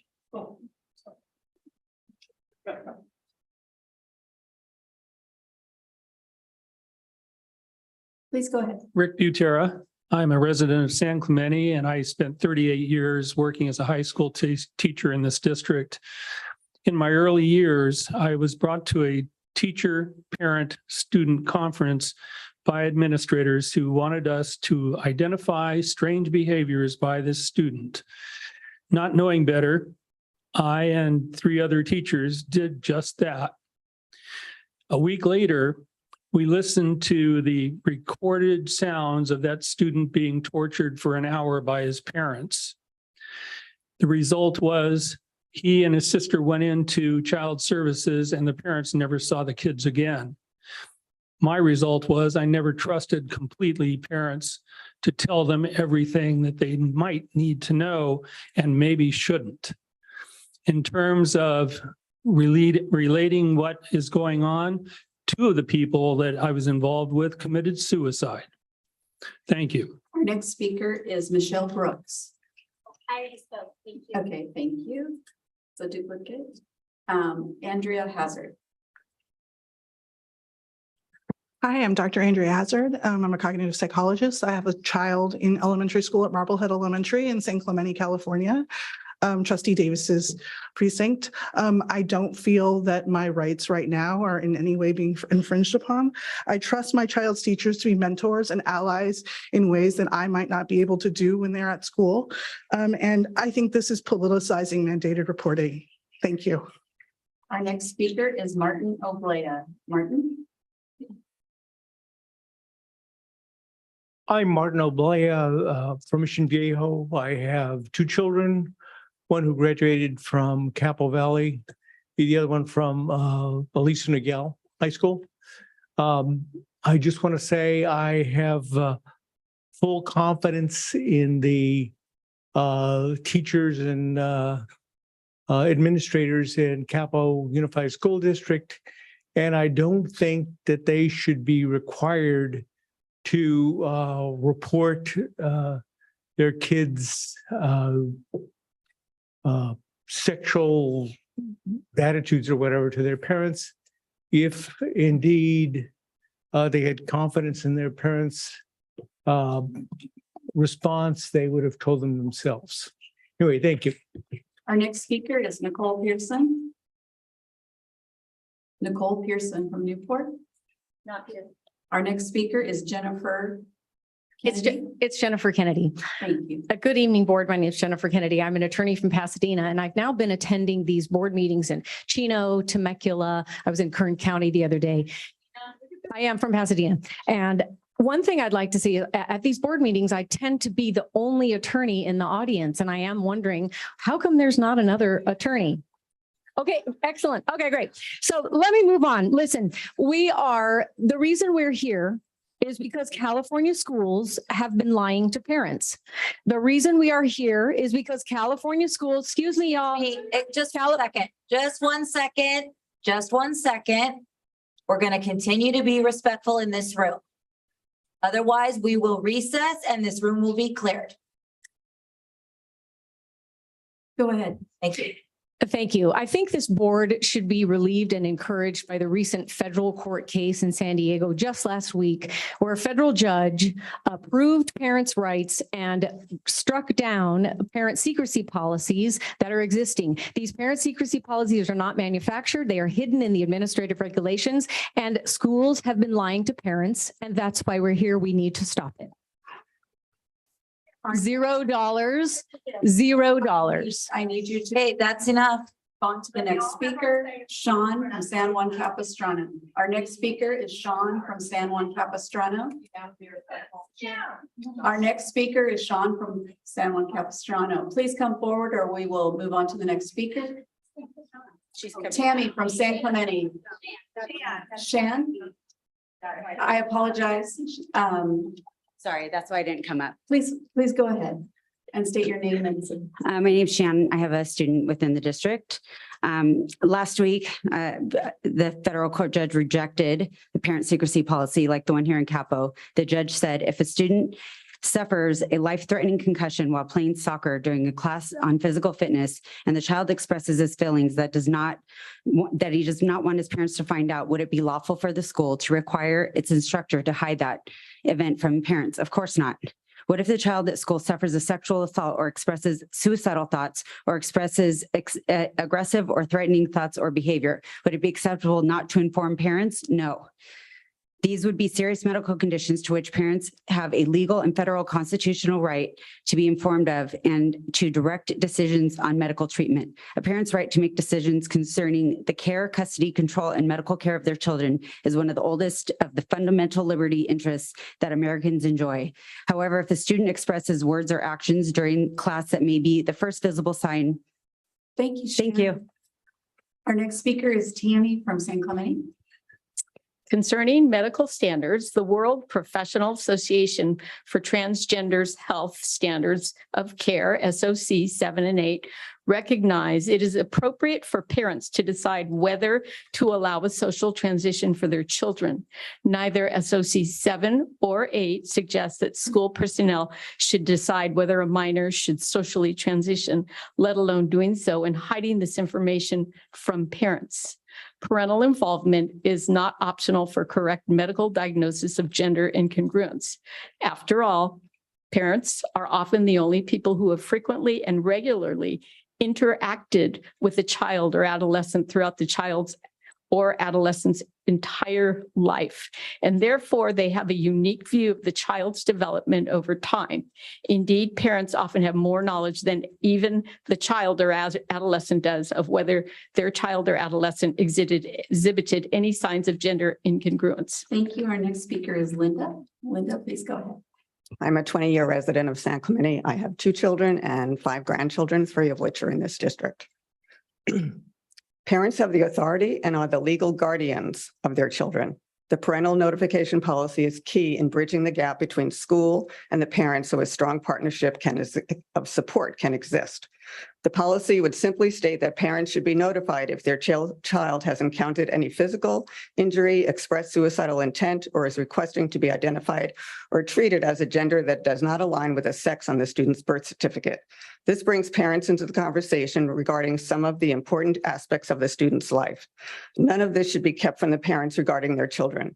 It is crucial to recognize that parents play a vital role in the lives of their children, and they have a fundamental right to be intimately involved in their children's upbringing. Parents are not a public enemy. In an environment of growing distrust with public education and documented enrollment decline, I am asking you to honor parents and affirm parents. Thank you. Our next speaker is Diane from Mission Viejo. Diane, please come forward. Hi, I had 3 sons go through Capo Unified School District, and nobody wants any student to feel unsafe at school, and there's no animosity towards anyone, any child that has, is learning their identity. But if a school facilitates or originates a transition, a physical transition of a child without the parents' consent, without their even knowledge, that's just something that doesn't, shouldn't happen. It's a parent's right to know if that was to happen, or even to be counseled and maybe lean toward towards something that they're really not leaning towards, or it's a mental health issue. So I just believe that the purpose of the school is to teach, and we don't want to teach our children to lie and to live double lives. And next speaker is Linda from Capo Beach. Linda, please come forward. Good evening. Thank you, Lisa, for bringing up this proposal for next month's meeting. I'm going to change a little bit what I was going to say, but I don't know if you are familiar with the story of Chloe Cole. She's when she was 13, she had some issues, medical, but mostly emotional. At the time, I think she spoke with one counselor. This is her words, not mine, and then saw a doctor. And then she had a double mastectomy, and then she went on hormone blockers. Now she has great regrets about this decision and her body being disfigured. And according to her own words, she states that the blockers have shortened her life expectancy. Her brain and bone development have stopped, and she's had many adverse reactions, and she's incurring huge medical bills. It's a very tragic story. So I think we need to listen to the parents. Our next speaker is Pam. I'm going to ask the next 15 people to line up.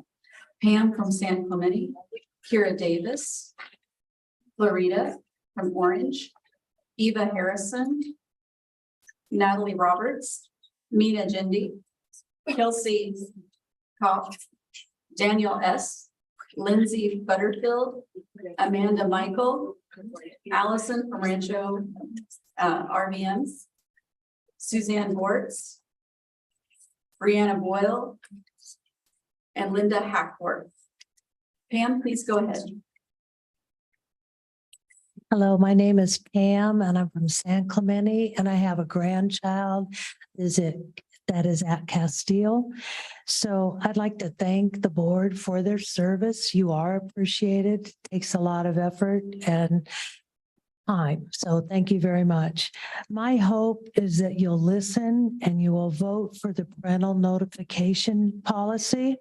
As a former teacher, a parent, and now a grandparent of a student in the Capo School District, I vehemently oppose the school district for interfering in any of their own children's rights. Parents are legally, financially, and lovingly the current guardians of their own children. Decisions need to come from the family, the parent, and the child. Please vote for the parental rights to prevail. We parents love and have the best Our next interest. speaker is Kira Davis. Kira, please come forward. Good evening. My name is Kira. I am a Ladera Ranch parent. I have one CUSD graduate, one still in CUSD right now. Parents are not unsafe. We're not the enemies. The way the teachers here have been asking us to respect their jobs as caretakers, we're asking you to respect ours. We would like to press the board to follow the example of other districts across the state and adopt a parental notification policy that protects parents and students from adults who might conspire to keep secrets between themselves and our children at school. Like Katie said, it's up to us to develop relationships with our kids, and we do. So it's not fair to make enemies out of every parent just because one or two might be not doing a good job. Please stop demonizing parents. Please pass this parental notification bill. And parents, if the board doesn't do what you need them to do, we have a chance to flip the board again next November. So vote. Our next speaker is Florida. I am Florida. I'm from Orange. I represent a school district that has the bravery to pass a parental rights bill, and I believe that this board is capable of doing that. I also stand here as a mother of a transgendered child.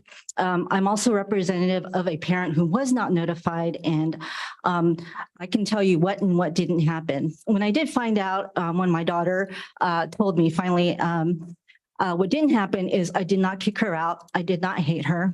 What did happen is she ended up getting a double mastectomy at a very young age. What didn't happen is I wasn't able, because of what had been rooted into her that I would misunderstand, wasn't able to talk to her about some of the medical conditions she might encounter, having made that decision at a young age. What also didn't happen was that she wasn't able to receive my please wait, which wasn't a no, and went ahead anyway. So please pass the bill. Thank you. Speaker is Eva Harris. Eva.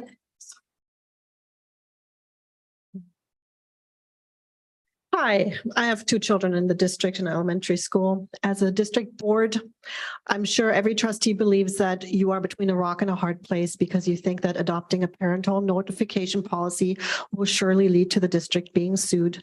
Fact is that 7 school boards have passed such a policy, and Attorney General Rob Bonta has only filed one lawsuit.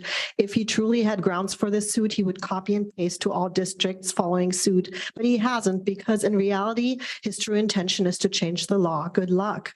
Parents, however, are likely to sue you for the consequences of excluding them, and teachers are likely to sue and win, like the 2 in Escondido. Should the state sue you, if you choose to be on the side of protecting children's mental, physical, emotional, and developmental well-being, as well as preserve the family unit and trusting relationships between teachers, administrators, and parents within this district, the Liberty Justice Center is willing to defend this district pro bono, and you will not risk to lose funding due to parents. Natalie, please come forward.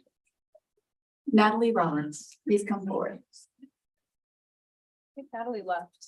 Okay, next is Mina Jendi.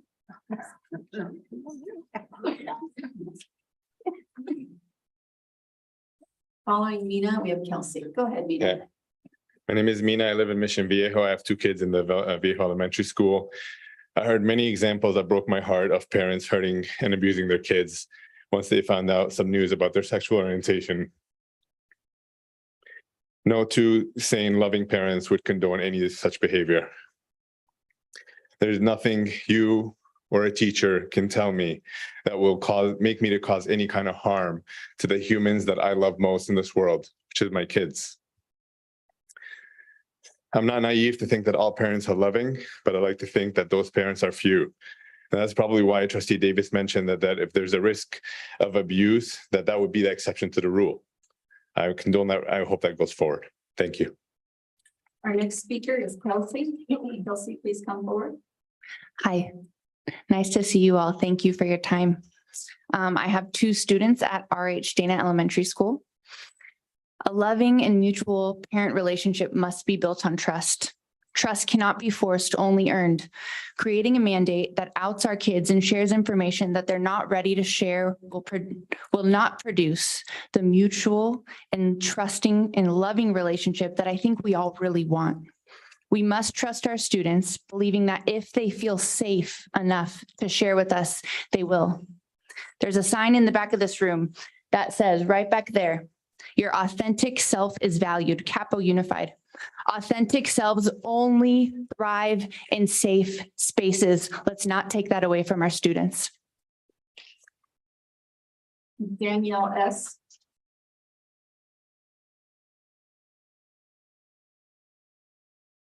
Thank you. And thank you, Trustee Davis, for presenting this proposed policy. I support it.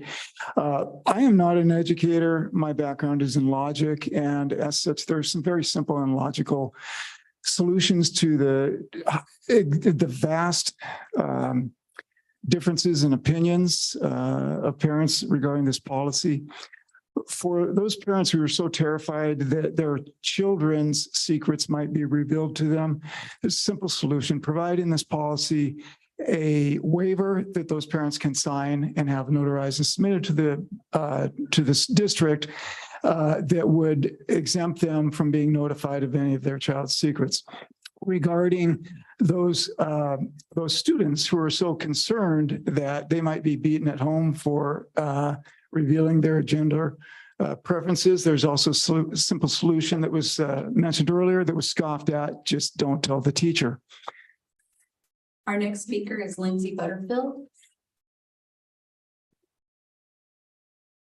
Hi, I live in Ladera Ranch. My children are in Representative Parham's district. My daughter Daisy is 6, Cora is 3. Two very obvious groups here. We have individuals who identify themselves as parental rights advocates. What I notice about these individuals is that they place themselves at the center of the narrative. They've convinced themselves that they're victims of oppression whose liberties and safety are being taken from them. They exist in a very small egocentric place in which liberty and patriotism are defined by a conservative and religious fundamentalist pathos. Anything that does not adhere to their ideologies is oppressive and harmful. And then on the other side of the aisle, the folks in purple, we have individuals who are advocating for the rights of the children. We are advocating for the rights of privacy. We are advocating to the right of a diverse education that includes some of the uglier parts of history. Yes, we are advocating for their freedom of expression, even if that means that they get to go by a different name or a different pronoun, because truly that's of no consequence to me. It has no impact on me. I challenge all of us in this room to step outside of our own ego and our own narrative and ask the children what they want and what they need and what makes them feel safe, and listen to them without judgment. Our next speaker is Amanda Michael. Amanda, please come forward. Hi, I'm Amanda Michael, and I have 2 children in the district. First, I'm here in support of student or parent notification. Communication is key between guardians, teachers, and parents to raise well-connected, well-rounded, and connected children. If there's nothing wrong with being a certain way, then why be secretive? If children are confused or exploring, they need attention and love. And that comes from their parents to help guide them. Second, there was an incident in a school in our, oh my gosh. Okay. Basically, gender bathrooms. I say we propose a solution because the boys belong in the boys, the girls belong in the girls. Private bathrooms for all would probably be the best. Third, there was a crossing guard hit at our school. And since then, the city's been called. There's 3 major intersections, and one of them is not manned because the city is out of money. So, or understaffed. Our next speaker is Allison. Allison RVM. Our next speaker is Suzanne Ward. Good evening. I'm Susanna Bortz from Laguna Niguel, and my two now adult children were graduates of the awesome Spanish language immersion program. And I'm a teacher by myself, but I never appreciated teachers so much as when my kids were teenagers. Their feelings, attitudes, and values were in flux, and sometimes it's hard to talk to your parents. I saw how they thrived when they could discuss their ideas, try out opinions, and ask for advice from trusted teachers. I remain today deeply grateful to those adults who were willing to listen to them. I also noticed a poster in the back that says your authentic self is valued. Is it valued but not protected? Please allow teachers to remain a safe space. Thank you for listening. Our next speaker is Brianna Boyle. Hi, I'm Brianne Boyle. I am a resident of Rancho Santa Margarita. I also am a private college advisor, and I have advised hundreds of students in this district. Trans rights are human rights. I have read college essays from many students who have come out to me about being trans or being a member of the LGBTQ community, who have not been comfortable in coming out to their parents, who have actually expressed that they would be in the situation of having violence in their home if they came out to their parents. That is not my place to put that student in that place of violence. So I urge you to consider these students when you're thinking of this kind of thing. I also noticed a sign in the front that said, "Welcome to school." And if you're going to welcome them, you need to welcome them who they are. You need to welcome them as they come and protect them while they're here. You need to protect our students. You need to practice empathy and remember the other side votes too. Our next speaker is Linda Hackford. First, I'd like to thank all of you for your service and all the teachers in the district and staff and volunteers. They're all so important. My name is Linda Hackwith. I'm a 42-year resident of San Clemente. My daughter attended schools from kindergarten through 12th grade, Palisades, Shortcliffs, San Clemente High. She got an excellent education. And she talks to this day of the phenomenal teachers that she had. And I had them listed, but I don't have time to tell about all of them. Mr. Moros was one who had a profound effect on her and the students in his classes. He used a real life situation during the time to demonstrate the importance of diversity and tolerance for diversity, for peace in the school and community and world. The class culminated in a trip to the Museum of Tolerance, which would be good for all of us to go to. Thank you. 5 speakers to line up. Judith Rising, Bradley Zaminsky, Leslie Zaminsky, Ezra Green, and Emily Lippincott. Judith? I'm coming. Okay. Don't walk as fast as I used to.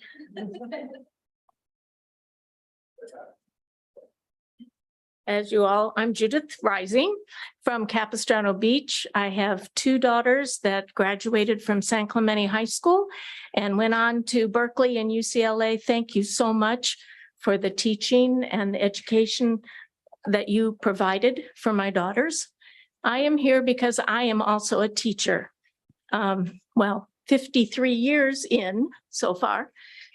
And I wanted to say that if I were mandated that I have had to tell parents about everything that I heard or somebody talked to me about what their choices in life were, that would put me in a terrible position. My job as an educator is to provide a safe, supportive, inclusive environment so my students can learn.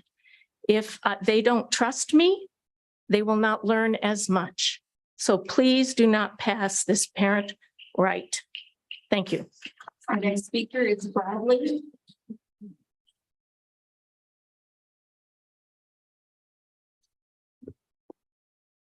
My name is Bradley. I am an alumni of San Clemente High School and Bernice Ayres Middle School. I would like to start by thanking Lisa Davis for introducing the Parents' Rights Bill.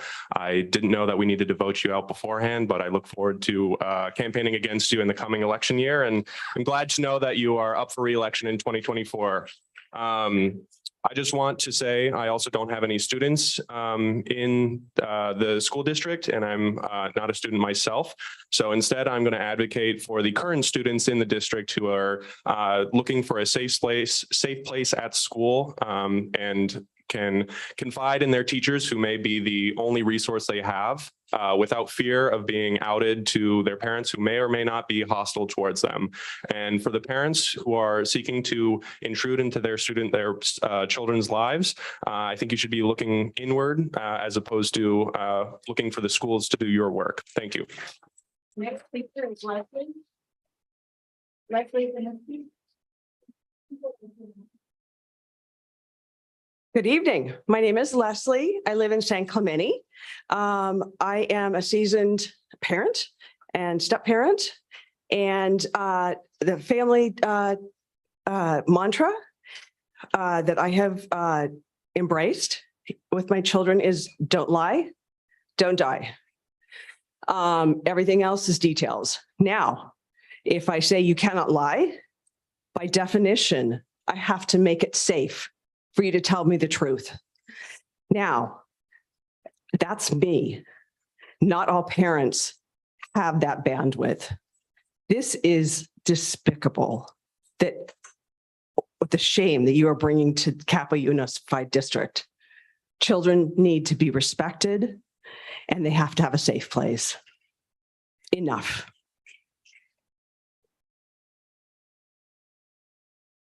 Ezra Green. Sorry, I'm kind of short, and this is kind of high. Oh, okay, thanks. Hi, my name is Ezra Green, but I go by Roxas. The parental notification policy is a wolf in sheep's clothing. As a transgender person who attended a public high school, I did not feel safe coming out at home because my mother, with whom I lived with, was abusive. She would have, and she did, hurt me when she found out that I am transgender. I implore you to consider protecting students, especially when you as a school district do not know the circumstances that a child goes home to. I urge you to think about the consequences of forced outing of children. They are not pawns. Thank you.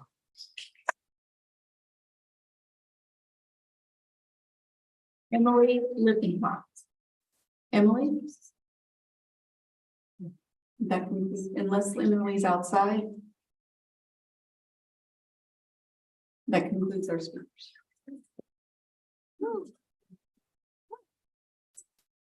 Okay. At this time, I'd like to open public hearing regarding resolution 2324-14, determining steps to ensure availability of textbooks and instructional materials fiscal year 2023-2024. Time is now 9 p.m. Mrs. Hayes, do you have any speaker cards for public hearing? We do not. Okay, seeing none, the public hearing is now closed and the time is 9 p.m. Okay, we are now moving on to discussion action items. So we are moving to 13A1, Special Education Community Advisory Committee Annual Report. This is an information item only, so there is no board action necessary. At this time, I'd like to recognize Greg Merwin, Associate Superintendent, Educational Support Services, to present the item. Thank you very much, President Castellanos, trustees, Superintendent Brown. Staff presents item 13A1, Special Education Community Advisory Committee Annual Reports. Mr. Clint Collins, Assistant Superintendent of Special Education, will present the item and introduce our very special guest. Good evening, Board of Trustees and Superintendent Brown. It is my pleasure to introduce the Community Advisory Committee, also known as our CAC. The CAC is an important part of the collaborative relationship our district has with parents. We share a solutions-oriented perspective, which helps problem solving on many different topics. Tonight, our CAC chair will be presenting highlights of different ways they support parents and the district alike. I would now like to introduce members of the CAC in the audience tonight. Our CAC chair, Beth Davis. Our CAC Vice Chair, Rachel Sutherland. and our CSA first Vice Chair, Mina Carson. So Beth, take it away. Thank you. Short too. We had another busy school year for the Special Education Community Advisory Committee, also known as CAC. During the 2022-2023 school year, CAC had many accomplishments. We had the highest number of Sunshine awardees ever, totaling 169. Due to the uncooperative weather, we held this year's Sunshine Awards right here in the boardroom. Despite this last-minute change in venue, the Special Educator Awards were hugely successful, had a large turnout of guests, and were loved by all who attended. This event has become so highly regarded in our district that individuals often mention their Sunshine Awards when applying for new positions. We at CAC love putting on these awards as much as our special educators love being acknowledged. It is truly a special evening for truly special people, and the planning has already begun for next year's Sunshine Awards. Can I have my slideshow? There we go. Here's a few pictures from our Sunshine Award. There's our little flyer. Next slide. Veronica, Rachel and Veronica. Here's some of our performers, all special ed students. Next slide. And some of the awardees. Next slide. And our amazing food provided by all of our parents. Next slide. And some special people who attended. I think that's it. Oh, no, one more. And all of our volunteers that we couldn't do without. Thank you. In addition to the Sunshine Awards, this past year, we also had our highest attendance ever for our grade level transition events held via Zoom. 93 total families attended this year live to hear about special education transitions to elementary school, middle school, high school, and the adult transition program. This year, we were able to record all the presentations and post them on our CAC website, which allowed even more families to view them. I feel short still. I want to thank all the administrators who presented for this event this year: Lauren Patullo, Andrea Meissner, Ashley Ortiz, Joel Tapper, Lucy Capola. Their participation and efforts are what make this event as successful as it is. Their knowledge and insights they share with our special ed parents, along with our parent presenters' experiences, help relieve a little bit of that anxiety and uncertainty that comes along with these big transitions. This year, we also created new CAC flyers to broaden the audience we are able to reach. These flyers were distributed to all Capo school sites, and they look amazing. A special thank you to Jillian Stewart from Surf and Turf Therapy for designing them. CAC has also continued to be grateful for a chance to have a collaborative partnership with the CUSD Special Education Department. This year, we met monthly with Clint Collins, Carrie Johnson, Gina Dagley, Kuko Gracian, Meg Gervais, Lauren Patullo, Peggy Berst, and Sonia Mosier to discuss and troubleshoot any challenges that come up throughout the year. We also brainstorm new ideas, supports, and programs when needed.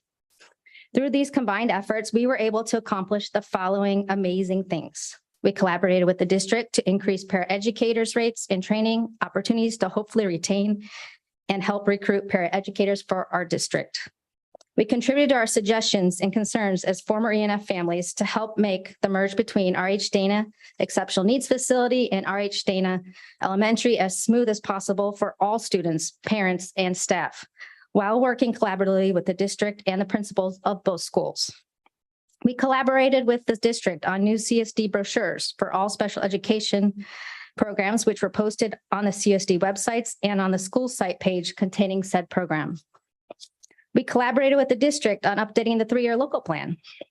We collaborated with the district on getting the ESY calendar posted 3 years out, just like our regular school year calendar is posted.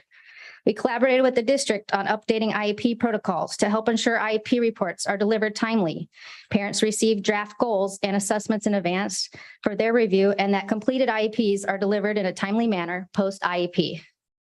We collaborated with the district to have the certificate vs diploma discussion in middle school at IEPs so parents have more time and information to make this important decision. We collaborated with the district to ensure all special education students could submit their electives within the same regular timeframes as their general education peers, instead of waiting for their ninth grade transition meeting, which often takes place several months after their peers had selected their electives. We are thankful for these collaborations and so much more. I want to make sure to bring your attention to and thank Kristen Arias for her constant help with scheduling and for her heroic to us efforts in quickly securing us the boardroom this year for the Sunshine Awards. That week, the weather decided not to cooperate and allowed us to be outside at the ATP Garden as originally planned, and our backup location fell through. Her suggestion and efforts allowed us to still have our event seamlessly. She largely made it possible for the show to go on. Thank you, Kristen. Lastly, I want to thank our 2022-2023 CAC chairperson, Rachel Sutherland, and longtime Sunshine Award chairperson, among other positions, Veronica Huggett. Rachel has put in 3 years as chairperson and was vice chair for the 3 years before that. She helped start the Sunshine Awards in 2016 and molded them into what they are today. She had many accomplishments in her 3 years as chair. She was instrumental in getting the district to reimagine and reestablish the Parents Helping Parents support group. She developed the annual grade level transition event. She created the supply library for ability awareness. She's brought in valuable community speakers, and most importantly, she pushed for grade level orientations at all our schools. She helped get more disabled parking spots in Marco Forster Middle School, and she helped to facilitate the improvement of the parking lot markings at DJAMS. She worked hard during COVID to make sure special ed students' needs were being met despite all the changes. She has been an amazing communicator and facilitator. When parents call her, she's able to hear their questions and concerns and guide them in an appropriate way to help ensure their needs are met. As I step into her chairperson position this year, I know I have big shoes to fill, but I'm fortunate to know she will be there as vice chair and a presence of support for myself and the CAC. While CAC has some new faces and big changes starting this school year, our goals are the same, and we are striving to have as successful of a year as last year and looking forward to another engaging and collaborative year with students, parents, teachers, staff, administrators, and all district partners. Thank you all for your continued support. Here's to a successful 2023-2024 school year. Thank you.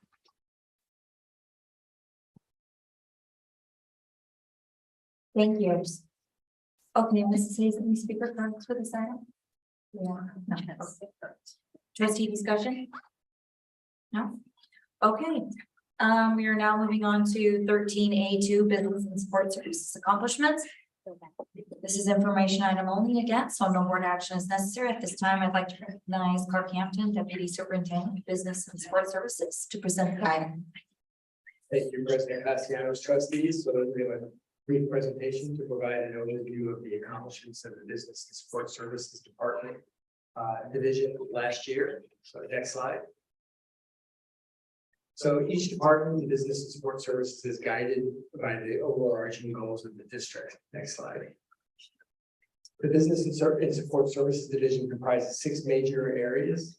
The goal of all areas is a focus on quality customer service in the most efficient and cost-effective manner by effectively meeting the support needs of staff at school sites so that educators can focus on the needs of students and their achievement.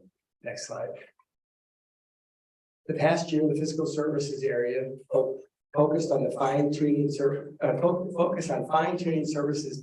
to sites to be more efficient with an emphasis on electronic versus paper business practices, ensuring fiscal controls are in place across all sites, working with the education division on improving school attendance and improving the operational efficiency and supporting staff and programs. Next slide. With the advent of California's implementation of a universal meal program, food services provided a record number of meals. They also continued their focus on providing high quality food, expanding meal choices and meeting the needs of all students regardless of their nutrition needs or food choices. Ensuring effective service even when staffing all positions was a challenge. Next slide. The facilities department, utilizing deferred maintenance, developer fees, and state matching funds, addressed many projects across the district. These are the major projects completed since July of 2022. In addition, the planned new K-8 school in the Rienda development in Rancho Mission Viejo is now DSA approved. Next slide. In keeping with the goal of improved efficiency, the Maintenance and Operations Department implemented a new work order system, fine-tuned the organizational structure to improve services to sites, conducted a district-wide portable classroom needs assessment, and completed half of the $9.2 million CalShape grant program. The CalShape program is the California Schools Healthy Act. It's the California Schools Healthy Air, Plumbing, and Efficiency Program that provided grant funds to upgrade heating, air conditioning, and ventilation systems in schools, and also to replace non-compliant plumbing fixtures and appliances that fail to meet water efficiency standards. While the grant amount could not meet the nearly $150 million HVAC needs across the district, it was a significant help to ensure existing systems were operating at peak efficiency given their age. Next slide. The Technology and Information Services Department completed many critical projects across the district. Some of these are installation of a voice amplification system in all classrooms using COVID relief funds. Completed the recently unveiled eSport classroom the superintendent mentioned in his opening comments at Tesoro High School.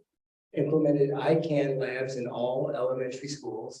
Installed credit card-based point-of-sale systems at all high schools to minimize the use of cash, and completed 45,000 technology service tickets. The pandemic brought about significant changes very quickly. In addition to meeting the technology systems needs of the district staff, TIS also managed and supported, along with school site staff, Chromebooks for every student, as well as backup devices to ensure every student has a working device when needed.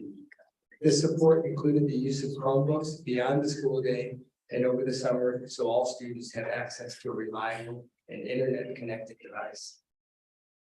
So in closing, I want to thank everyone in Business and Support Services for their dedication to supporting our educators. And thank you, and we'll take any questions. Okay, Ms. Hayes, any speaker cards? Okay, trustee discussion? No? Okay. All right, thank you, Mr. Hampton. We are now moving on to 13A3, first reading of board bylaw 9323, meeting conduct. And may I have a motion to adopt the policy on the first reading and waive the second reading of board policy 9323, meeting conduct? I move approval with a few changes. So. Okay. Yeah, I need a second. I'll second. Okay. Okay, so on page 3, item 1D. The part that's struck out would each be allowed to speak. Will be allowed to speak for up to 1 minute after other board business has been concluded, but prior to adjournment. So add that line back in.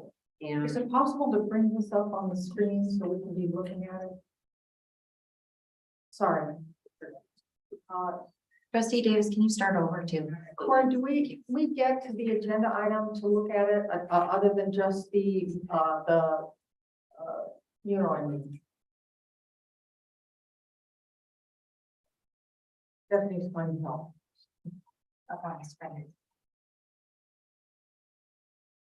Okay, they're working on it. What page were you looking at, Trustee Davis? on page 3 of 7. We have 7. Okay, thank you. 1D. I keep going down. We're on 13A3. Yeah. Okay.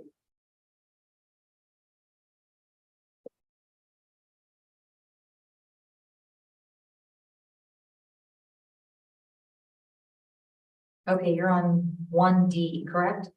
Yes. Okay, thank you.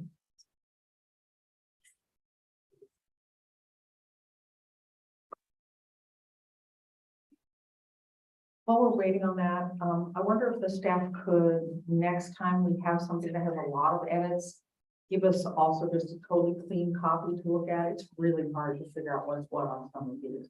So we need to edit, but we also could use a clean copy. Thanks.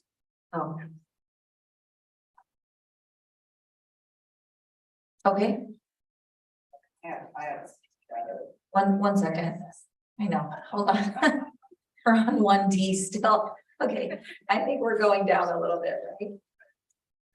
Okay, go ahead, trustee Davis. What did you want to do to 1D? With 1D, I'd like to add back in on where it's deleted out after, with all trustees, period. Add in, will each be allowed to speak for up to 1 minute after other board business has been concluded but prior to adjournment.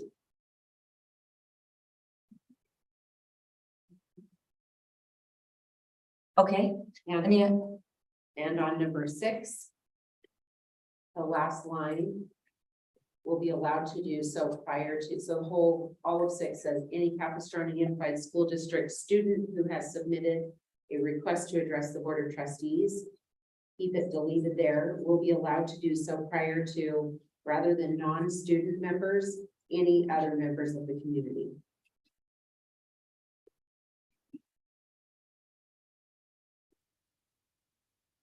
okay.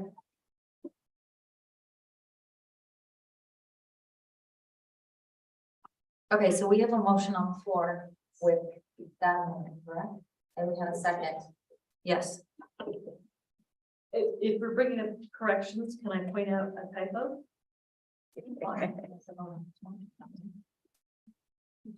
So I would say that we can go through the process and typos can be fixed later. Yeah, they're not pertinent to the board action.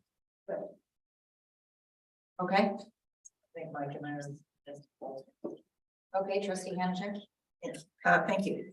So I heard that this was coming, and anytime we can be more efficient and respectful of people's times, I greatly appreciate this, but I wanted to like this policy and I don't. So I have some questions. In fact, I feel like the policy we have in place is probably better. So a couple things, and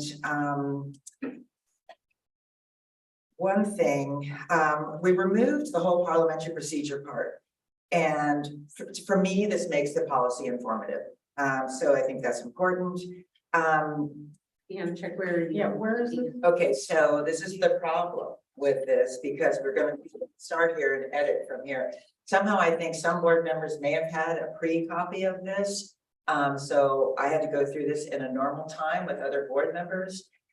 So I have a lot of things that I have questions about, and it's going to be hard for all of us to go along. So I guess at this point then, with this many questions, so the only people that have pre-knowledge would be the board policy committee. But at this point, it doesn't sound like it's ready for first read or for action. So I would propose then at this point that someone make a motion to table the item for first reading at a later date, pending revisions. If we don't edit from the dais. And how would you like us to submit those revisions now that we've seen the policy? Yes, you can submit the revisions and then it'll go back through the board policy committee. Okay, thank you. Okay, so I need a motion. Oh, go ahead. Oh, go ahead, trustee. I want to use this opportunity, since it's on the agenda, to suggest that we contemplate what to do when we have 80 cards to comment on something that's not agendized. The idea of giving 1 minute for each of them, to me, is absurd. It's 9:20, we haven't even gotten to business. So at 11 o'clock tonight, we're supposed to extend. And I think that's an absurd expectation when we spend an hour and a half on something that's not even on. So I would like this policy to accommodate for that situation where, I mean, granted, we could have just cut it at 20 minutes, but if there was something in there that could say the opportunity to go to 30 seconds, I don't know, something to contemplate that situation. I appreciate Parham's comments, but we, the board, tend to, extend things. And even if we did this policy in front of us, we'd extend it because we know how passionate folks are with their items. And to email sometimes just doesn't cut it. The other problem too is our system of filling out blue cards, right? So folks have to work, they have to do all sorts of things. We have people fill out other blue cards for folks. So that's another thing we have to look at, because you can have for lack of a better word, a campaign, right? Where people all come at once. So then if you don't allow the 81 minutes, so it's difficult. And believe me, I was that parent that was sitting in the audience and I wanted my voice to be heard. So we'll come back to this and I can submit not only my edits, but some of my concerns about the direction, to balance time and respect for everyone, including our own staff, with the desire for folks to be heard. And I was one of them as well, so thank you. I'd just like to make a quick comment. I was speaking to a board member in another district, another nearby district recently, and we were talking about this.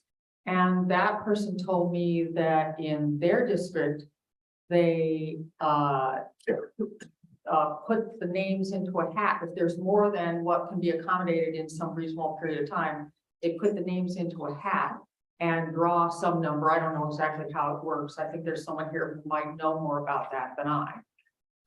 And I'm looking at you. And they, so that allows the time, the opportunity for public comment, but not necessarily everyone who shows up. So it's drawn at random by, some member of the audience or something like that. And I think we might consider that, which is random and fair, doesn't matter when you show up. But it also would not make us be hearing many comments and the staff staying here until 11 o'clock at night. Because there's a balance between getting the work of the district done and allowing people to be heard. And I think that they're a little bit at odds, but I think there's maybe a way to get to a kind of a sweet spot on that. Okay, so the superintendent has suggested that we table the item so that we can. Yes. I move that we table the item until a further date. Okay, so do I have a second? President Costello. Did you have a comment? I'm sorry. I'm trying to, come on. I want to bring it back to this meeting conduct, and I would like to have it address what trustee Hanachek had mentioned, as though some trustees have received this ahead of time, have time to work on it. I got mine in the usual email from Colleen Hayes last Wednesday. Did we all not receive it at the same time? Could you please clarify? Sure. The ones who would have received it ahead of time are members of the policy committee. So policy committees always see policy changes before, as that's part of their work. That's the only exception. Okay, so trustee Davis, right? Did I? No, you've already made the motion. We're good. I just need a second to table the item. Okay, we're gonna roll call vote. Okay, all those in favor? Aye. Any opposed? Okay, motion carries 7-0. Yep. Okay. We are now moving on to 13A4. Yes, 13A4, first reading board policy 4119.21, 4219.21, professional standards. So now on this one, I will need a motion to adopt the policy on a first reading and waive the second reading of board policy 4119.21, 4219.21, professional standards. May I have a motion? My motion to move the item with exceptions. Okay, moved by trustee Davis, seconded by. Second. Yeah. Do you want to go ahead, trustee Davis? Yeah, because then we can have discussion on it. All right, I'll second it for discussion. Okay, Okay, so trustee Davis, go ahead. thank you. In the management administrative standards, the following 13.5A.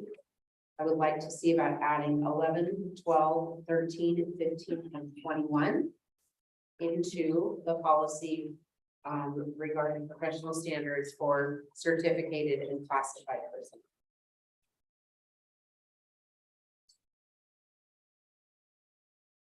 So she's taking the next policy and putting additional numbered points into this right. So she wants 13. 13A5 number 11, 12, 13, 15, and 21. and you want it embedded in policy.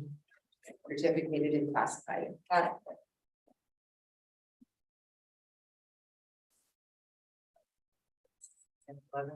11, 12, 13, 14, and 15. Moving that to top Standards, yes, yes. but it's already in there. So we are currently on professional standards for certificated and classified.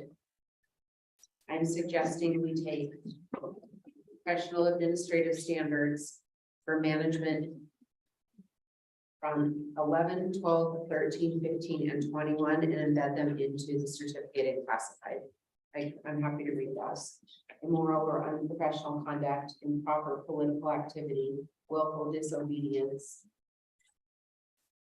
Changing the word using, which doesn't matter, of district equipment or other district resources for the employees for commercial purposes or for political activities. And 21, wearing an appropriate attire while in the workplace, on district property, or at a school-sponsored activity. Those items are not in certificated and classified, and I think they should be. Or I'm suggesting we go with that.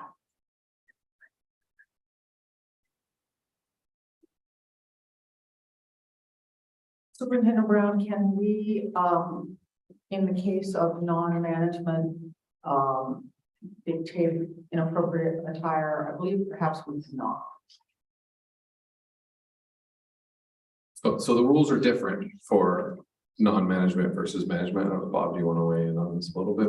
Yes. Oh, generally, the management or professional standards have more requirements than what is protected for certificated teachers. So that is why these items are not on the teacher professional standards. Appropriate attire is available to be placed on teacher standards. It sometimes is and sometimes isn't. In this case, in working with our cabinet and our labor partners, we decided it would not be placed on the professional standards for classified and certificated. That doesn't mean that if an employee is wearing something inappropriate or unsafe, that has to be allowed. It's just not part of the standard. I would probably venture to add that in the capacity that a teacher operates in, first off, it's subjective, right? And many of the teachers, depending on their students, they may need to wear tennis shoes and jeans and loose-fitting shirts or something, whatever they deem to fulfill their professional capacity. So I think that's why it's definitely different than management.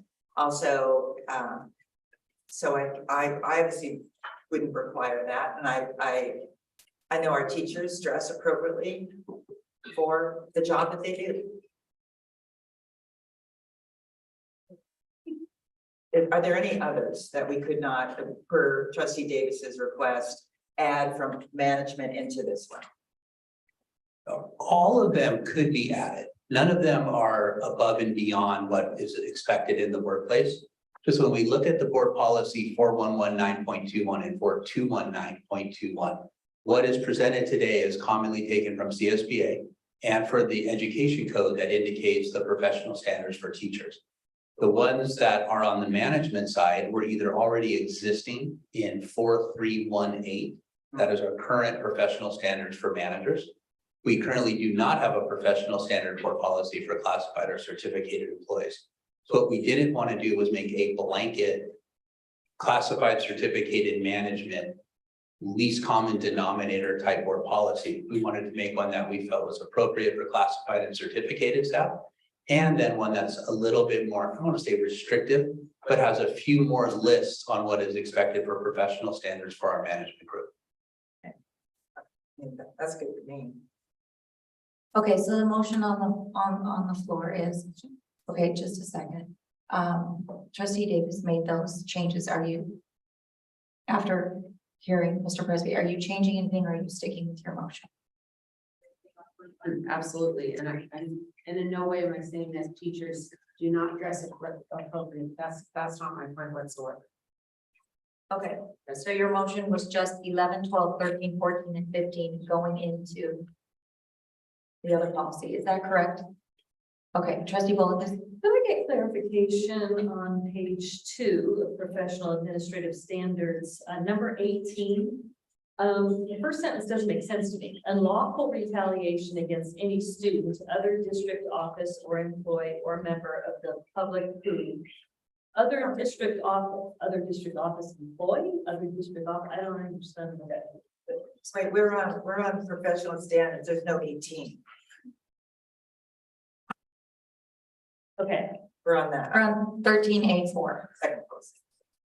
Yeah, we're on the second post. It was confusing. We aren't on the management or the other one. Okay, sorry about that. So.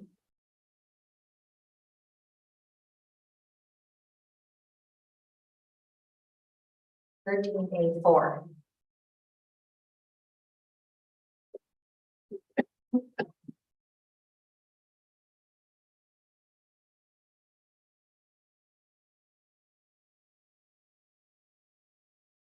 Okay, so we have a motion from trustee Davis to add 13, 11, 12, 13, 14 into the policy of 13A4. And I have trustee Davis or trustee Bullock who seconded.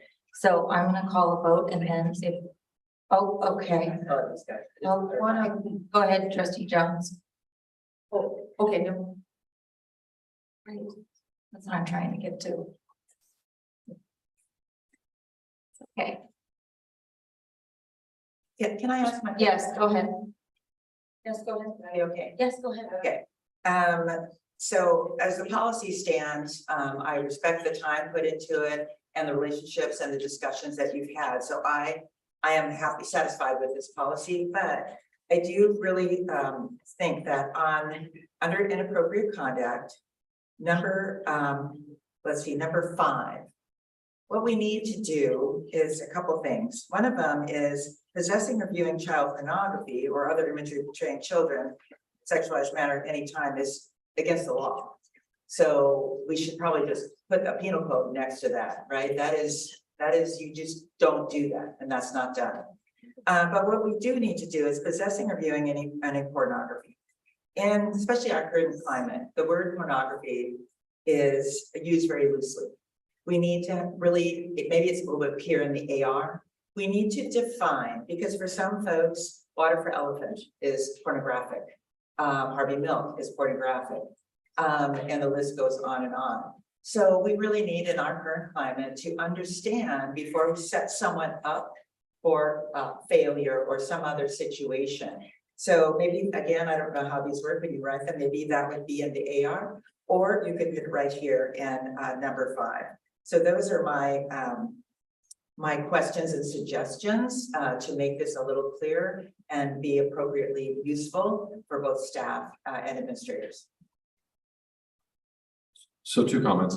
One, I think that the clarity of definition would definitely live in an AR, not a board policy. Okay. How we then get to the clarity of if an employee was brought up on that, how would we define pornography? That would go in the AR. The second is point of maybe practice for the board. If we think about looking at policies, because over the next multiple board meetings, we have lots of policies to look at as we continue to update them to fit the changing climate that we have, to update them because they're old or they're unclear. We really want to avoid editing from the dais. So we have 2 options really. One would be for a motion as is and it gets voted down. If it gets voted down, then there's 2 options: a motion for amendment or a motion to have staff and the board policy committee relook at it, giving feedback and bring it back to another meeting. So we don't end up going through individual feedback options in the meeting of a business meeting. What really that means is if everyone has an issue with it during a business meeting, it should be voted down. If only 1 or 2 people have an issue with it, then it won't get voted down and it moves forward. But that's really kind of the point of the committee. So it could also be the other motion you could put is like we did for the other policy, a motion to skip it entirely or no one makes a motion, right? So that way it can be edited by the board policy committee, who can reach out to you and get feedback from each of you about what you're hoping to see, as can staff. And then we can bring it back at a time when it's closer, if it's that far off. Go ahead, trustee Jones. Yes. But trustee Jones had a comment before, so. All right, so are we talking about and just kind of putting this aside and going through it again? Because I think other than perhaps moving some items in there, this is okay. And I understand the issue of pornography and child pornography. Okay, yes, every reasonable person should know child pornography is illegal. But there's a lot of things we put in our policies that are known to be illegal, and we put them in there anyway because that's just what we do. We put in any number of things that we're just kind of amplifying, you know, and I'll say ed code or say what else in that code. So I don't have a problem with that being there. I think it should be in there.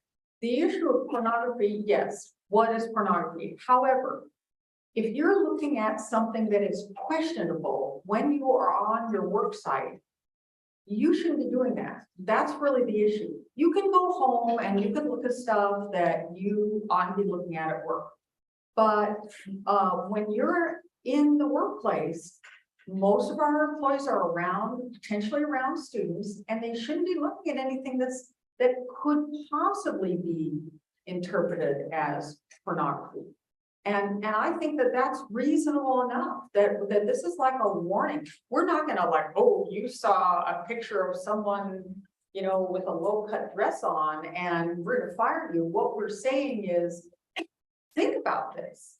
That don't be looking at questionable stuff at work. So Trustee Davis and I are the board policy subcommittee. You guys put us on that in December or whatever. I've been on it for a long time. And we go through these because we represent, you know, two fairly disparate points of view. And we, you know, think carefully about this. I know I think very carefully about this. Someone accused me today of being very detail oriented. And who would that be? And so I go through them very carefully and think about them a lot. Now, what does happen is it comes from staff with some edits. Trustee Davis might make some edits in the Google Doc, and then maybe I make some edits, and then maybe she doesn't see them, et cetera, et cetera. So sometimes we haven't both seen the very same thing. But I'm telling you, I think we put a lot of thought into this. And we're not representing just one point of view of the district or of the board. And I mean, I'm not saying I'm insulted at this, but I do feel like we cannot all edit every policy before it comes to the board. And to have a subcommittee of two, we could have three, to look at these, I think is a good way to go. Otherwise, we're just going to be editing at the dais all the time. I agree. Just a little confusing if you're on the committee for your one of the amendments, but that's fine. That's good. I forgot about who is on the committee. Okay, should we vote? Yes. Okay.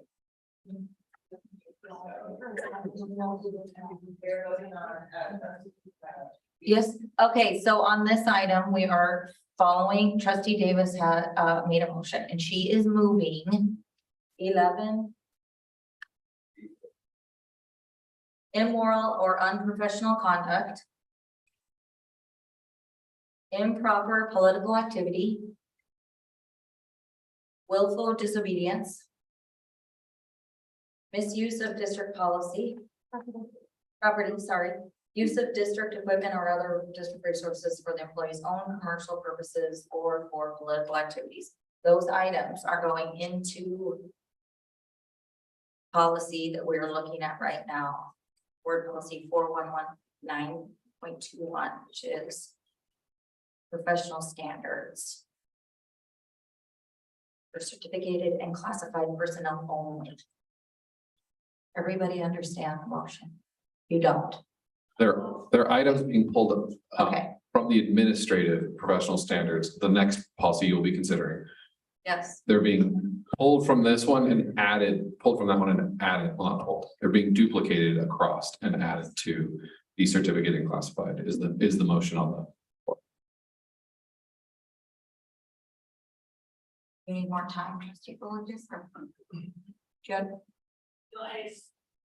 I assume then if I had already approved this one and we're adding more to it, or one needed to be approved first before the other things moved in. We're right. Okay. Not being deleted. And I'm ready. Okay.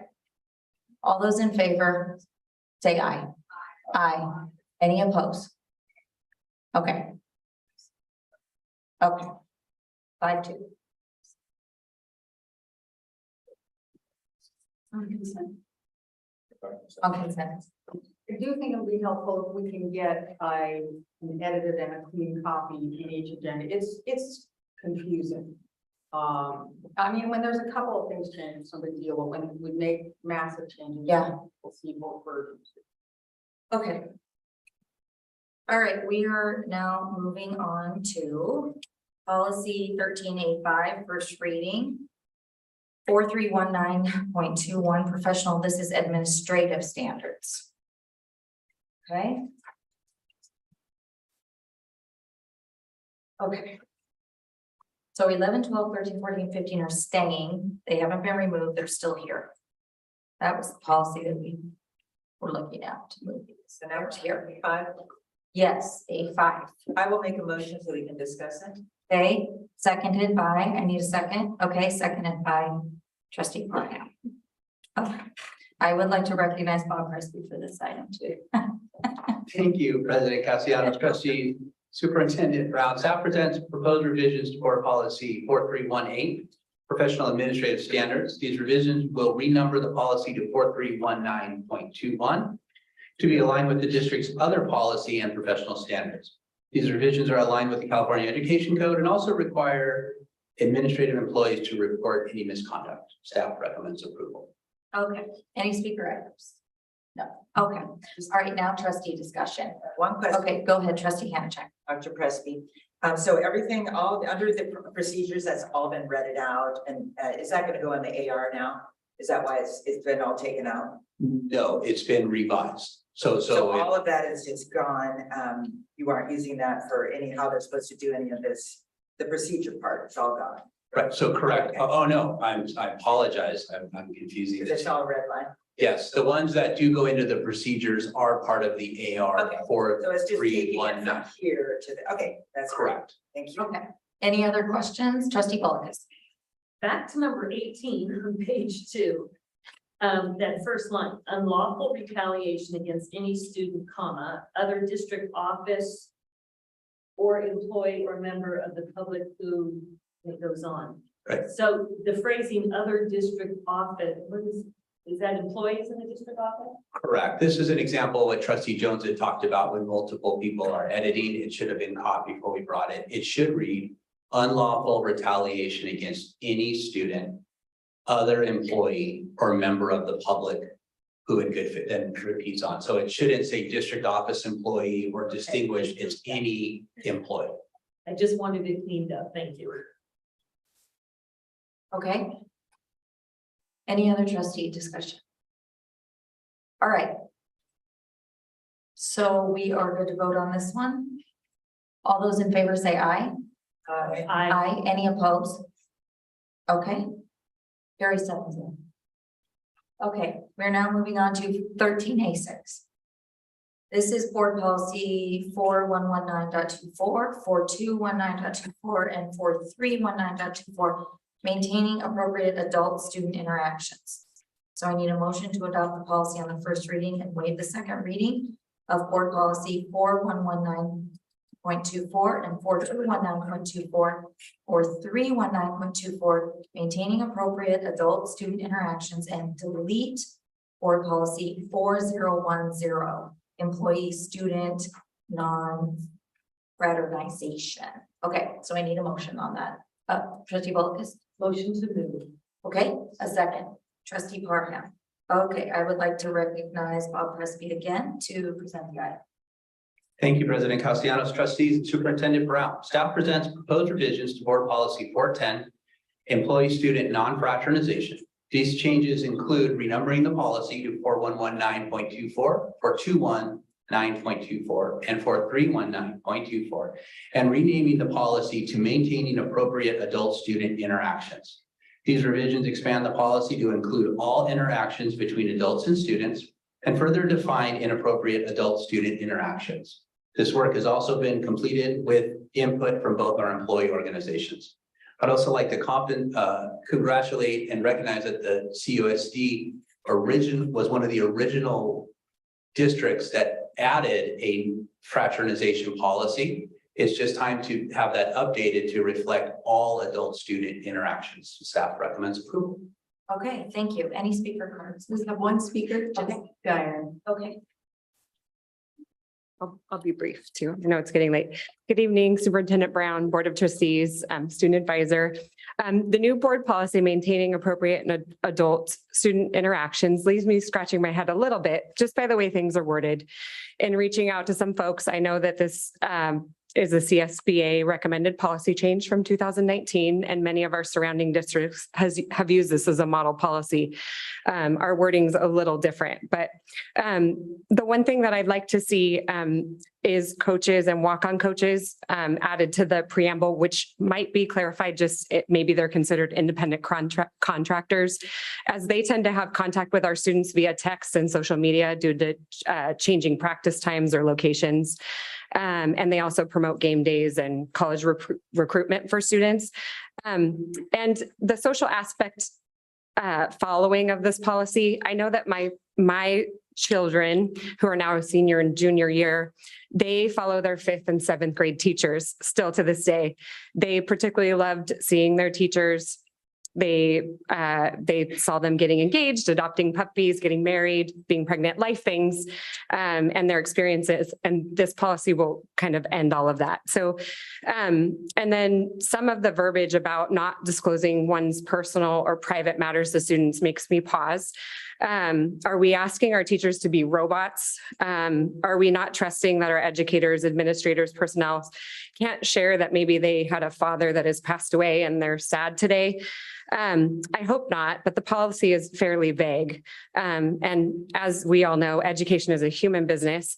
And when people are not able to talk about their personal experiences or they are censored, their students aren't able to hear their stories that may make them feel less alone or allow them to learn skills like empathy and coping mechanisms. So I hope we're not taking that away from our professionals. So thank you.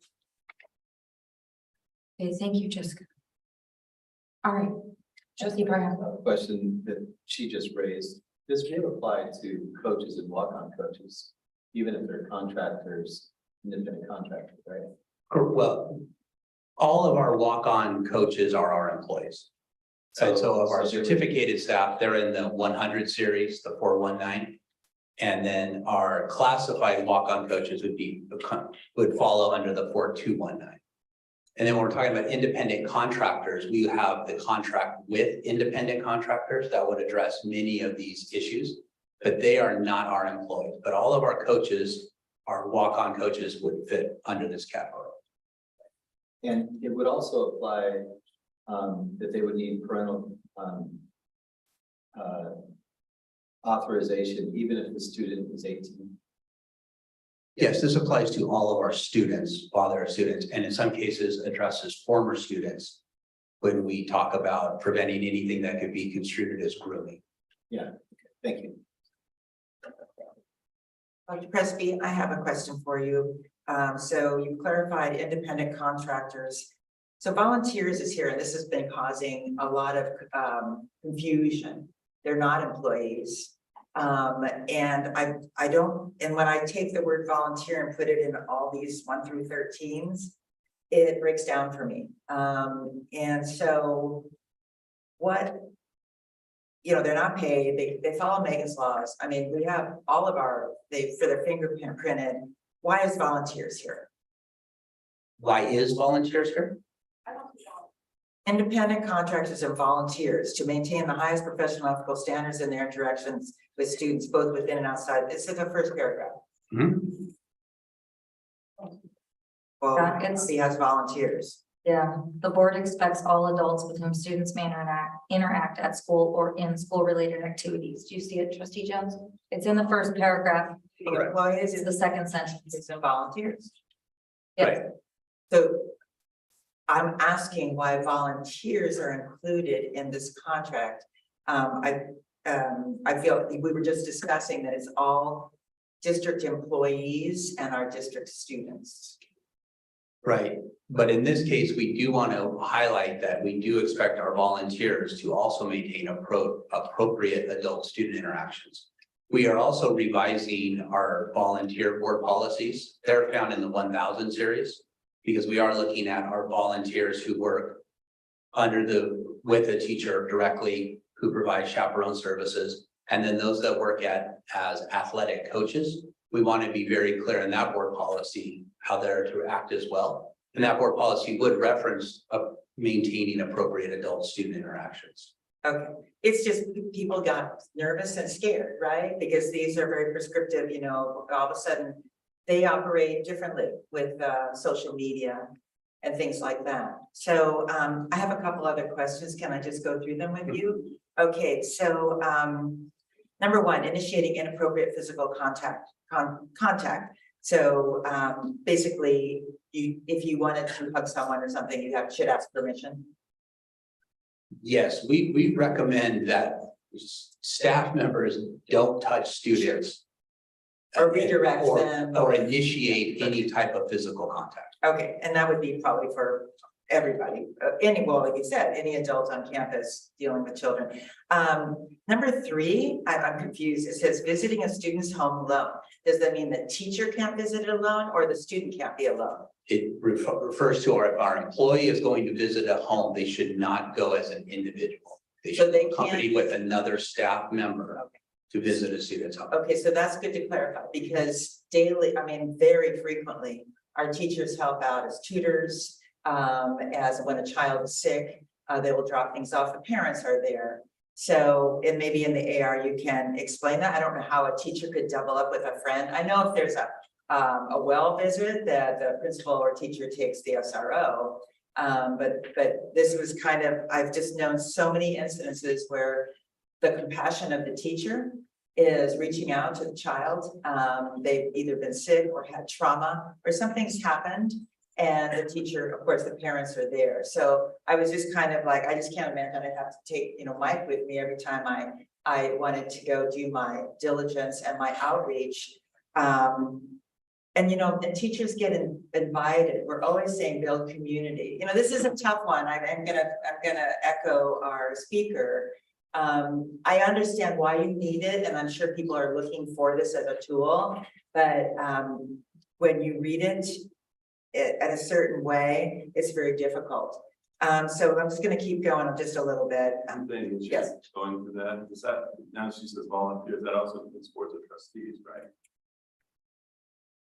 Yes, employees, right? Yeah. So all we're also under this. Yeah, this is us. Yeah. Yeah. So then there you go. There. Okay. I am not touching. Okay. So then.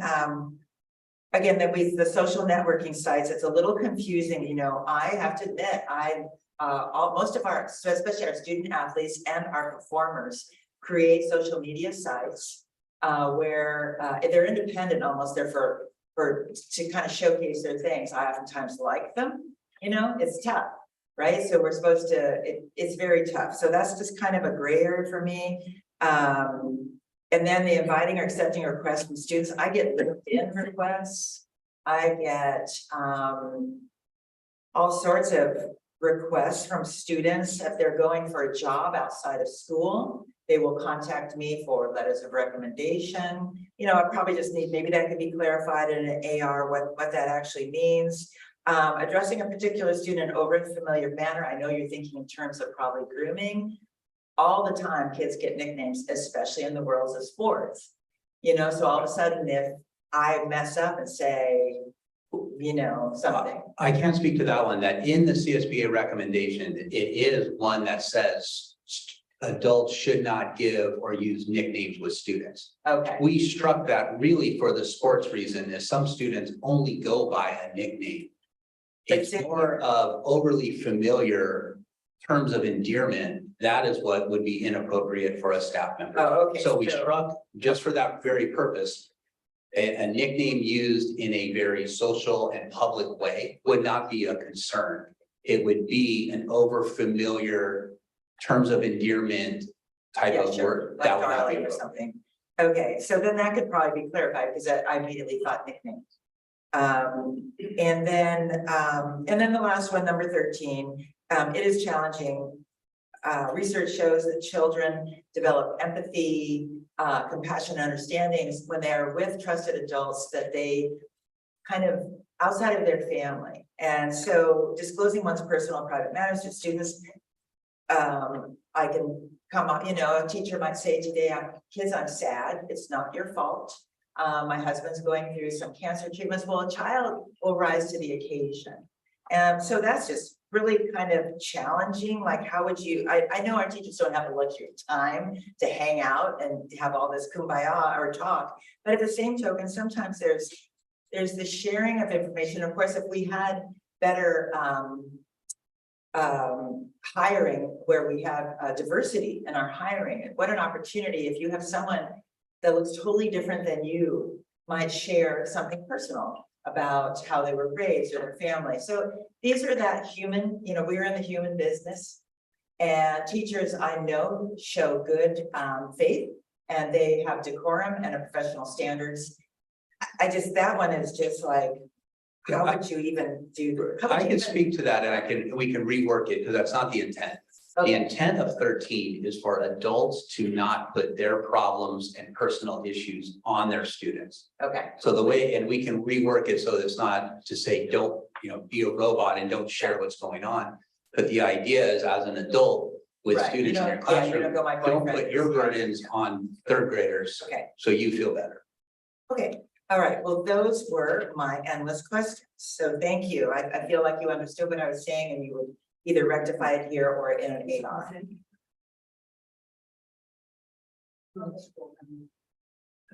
Okay, Trustee Jones, yes.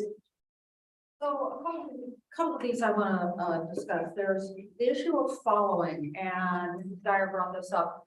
A student can certainly follow an adult's profile, but the adult can't follow the student, or at least on anything other than public, and can't friend students. I think that's the point.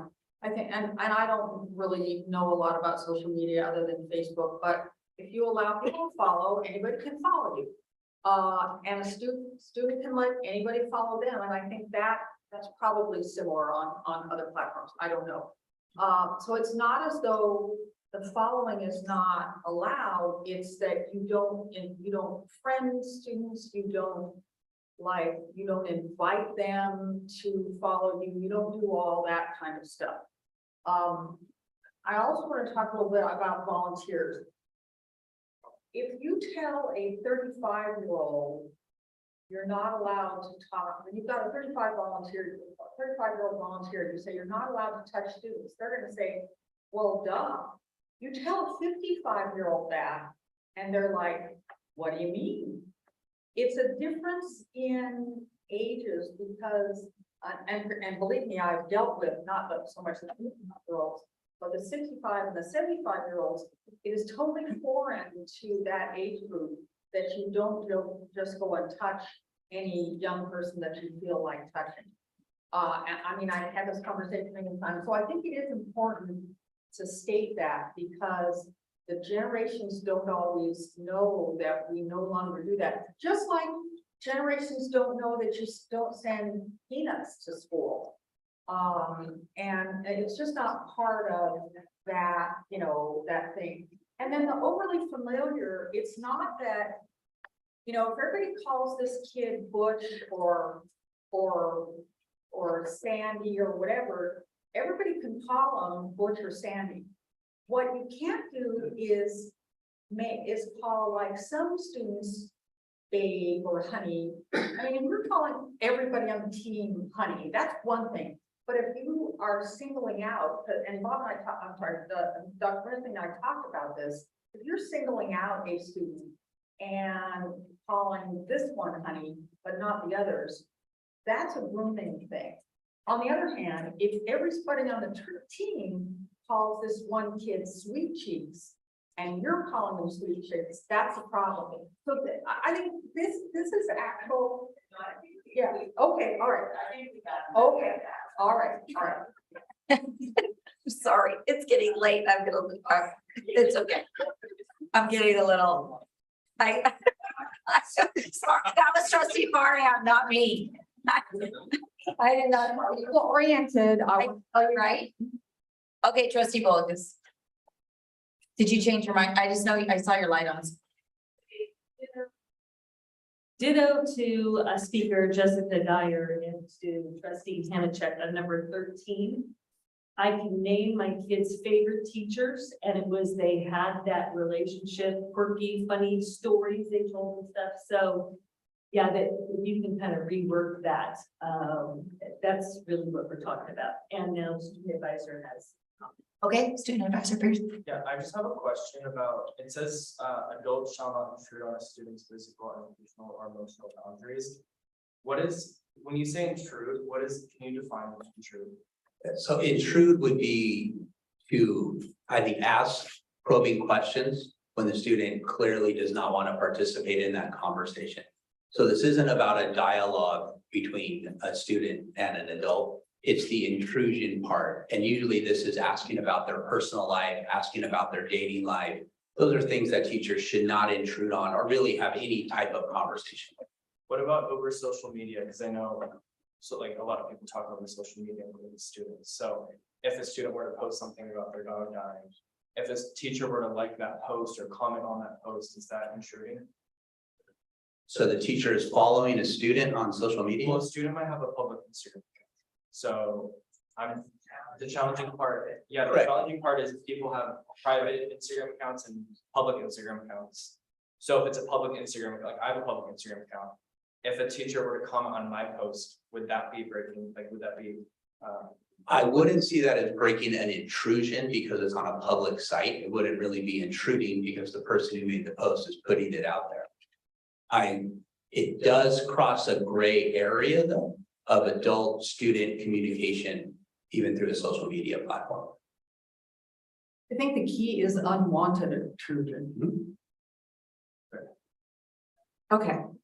So we have a motion on the floor from trustee Bolkus moved and trustee Barrett is second, correct? Okay, is everybody ready to vote? Are we done with discussion?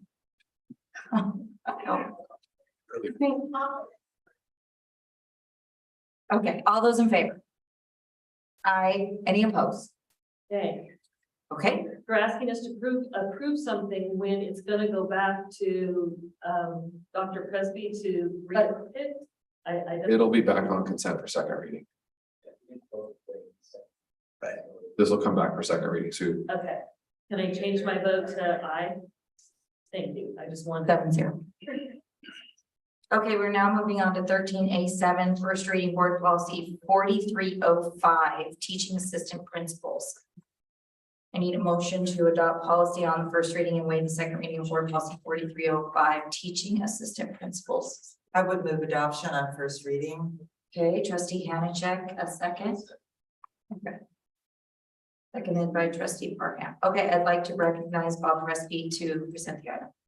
Thank you, President Castellanos, trustees, Superintendent Brown. Staff presents revisions to board policy 4305, teaching assistant principals. The revisions expand the eligibility to be a teacher assistant principal to include all certificated staff.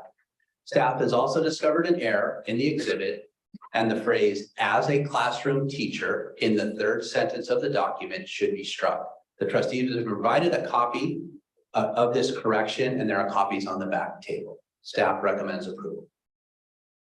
Okay, hold on, trustee Hanachek. Any speaker cards? I'm assuming no. Okay, trustee Hanachek. I'm just confirming this applies to board members as well.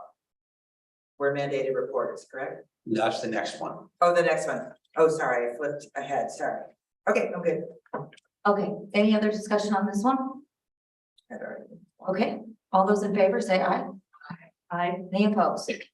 Okay, passes. Okay, we're now moving on to first reading 13A8. First reading board policy 5141.4, child abuse prevention and reporting. Okay, I need a motion to adopt policy on a first reading and waive the second reading of board policy 5141.4, child abuse prevention and reporting, and delete board policy 5171 .1 child abuse prevention. Okay, this is 13A. I do need a motion in a second. I would move to adopt on first reading. Okay, trustee Hannah, check a second. Waive second reading. Yeah, please. I don't have a second. Okay, Okay. okay. Okay, I'd like to recognize Bob Crespi at this time again. Thank you, President Castellanos, trustees, Superintendent Brown, staff. Presents revisions to board policy 5171.1, child abuse reporting procedures. These revisions include renumbering the policy to 5141.4 and renaming the policy to child abuse prevention and reporting. Additionally, the proposed revisions clearly define the district's policy on preventing and reporting child abuse. Also, aspects of board policy 5171.1, child abuse reporting procedures that explain the reporting process will move to the administrative regulation 5171.1, child abuse prevention and reporting, as this is more appropriate document for explaining the process to report child abuse. Staff recommends approval. I'll move approval. Sorry, trustee Jones, we do. No speaker cards, Ms. Hayes? Okay, any discussion? Okay, all those in favor? Any opposed? Okay, 7-0, passes 7-0. All right, we are now moving on to consent calendar. Please note per board policy 9323, in accordance with the law, the public has the right to comment on a consent item. At the request of any member of the board, any item on the consent agenda shall be removed and given individual consideration for action as a regular agenda item. Each speaker is allotted 1 and 3 minutes per item, depending on the number of individuals who are presented to request to speak. Mrs. Hayes, do we have any speaker cards on consent calendar? Okay.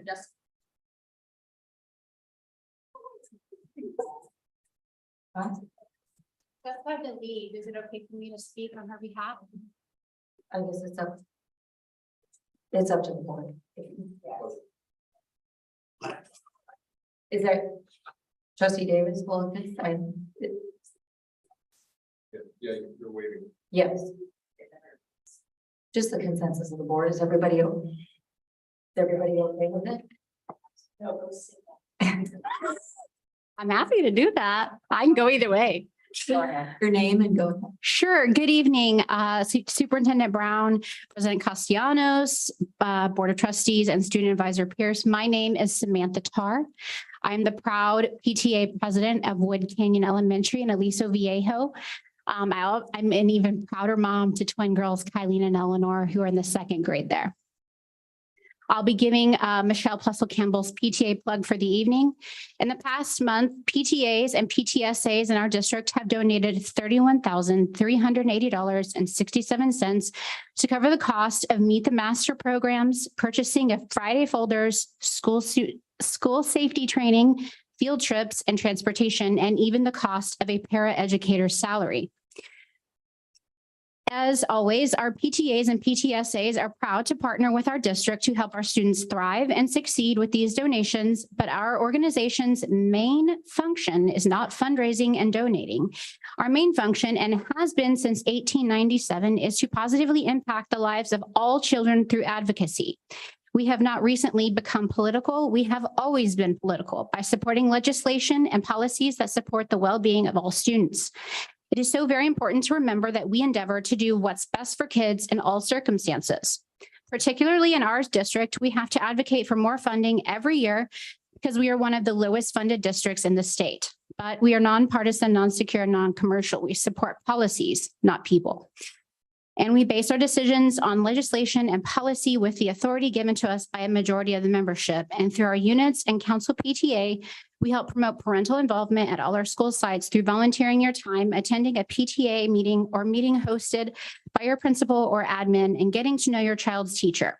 Parental involvement looks different for many families based on work schedules, etc. At Wood Canyon specifically, we're a Title I school where most parents are dual income families.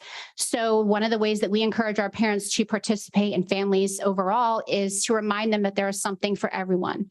They may not be able to give the hours, but they may be able to give their time through money or behind the scenes phone calls to various vendors and assemblies that we'd like to put on through the school. Find one that fits you. If you have yet to join your school's PTA, please consider doing so at www.jointotem.com and celebrate your school site. Remember, you can and should be a member of more than one PTA. Join tonight. Thank you. Thank you, Sam. Okay, do any of trustees have consent items to pull? I'd like to pull 14B1 and the full meeting. 14B1? Did you just say one item? That's it? Okay. I thought you said another item. Sorry. Okay, may I have a motion to approve the consent calendar items 14A1 through 14D2 with the exception of agenda item pulled by trustee Davis, which is 14B1. May I have a motion? Okay, moved by trustee Davis, seconded by trustee Bolus. Ms. Hayes, please call the roll. Student Board Member Pierce. Trustee Bolus. Aye. Trustee Davis. Aye. Trustee Jones. Aye. Trustee Pritchard. Aye. Trustee Hannachek. Trustee Parham. Trustee Castellanos. Aye, motion carries 7-0 by a roll call vote to approve the consent calendar. With the exception of the item that was pulled by trustee Davis and with a preferential vote from student board member Pierce. Okay, let's go to item 14B1. I noticed on this agenda item that we're approving the protected prayer certification for Capistrano Unified. Research the protected prayer certification I found. The protected prayer certification meets the annual federal requirements specified in the Every Student Succeeds Act, section 8524B, regarding constitutionally protected prayer in public elementary and secondary schools. This data collection form is designed to provide the written certification that the local educational agency, the LEA, has no policy that prevents or otherwise denies participation in constitutionally protected prayer in public elementary and secondary schools. I'd like to give direction to staff to look into this for further discussion at our next board meeting.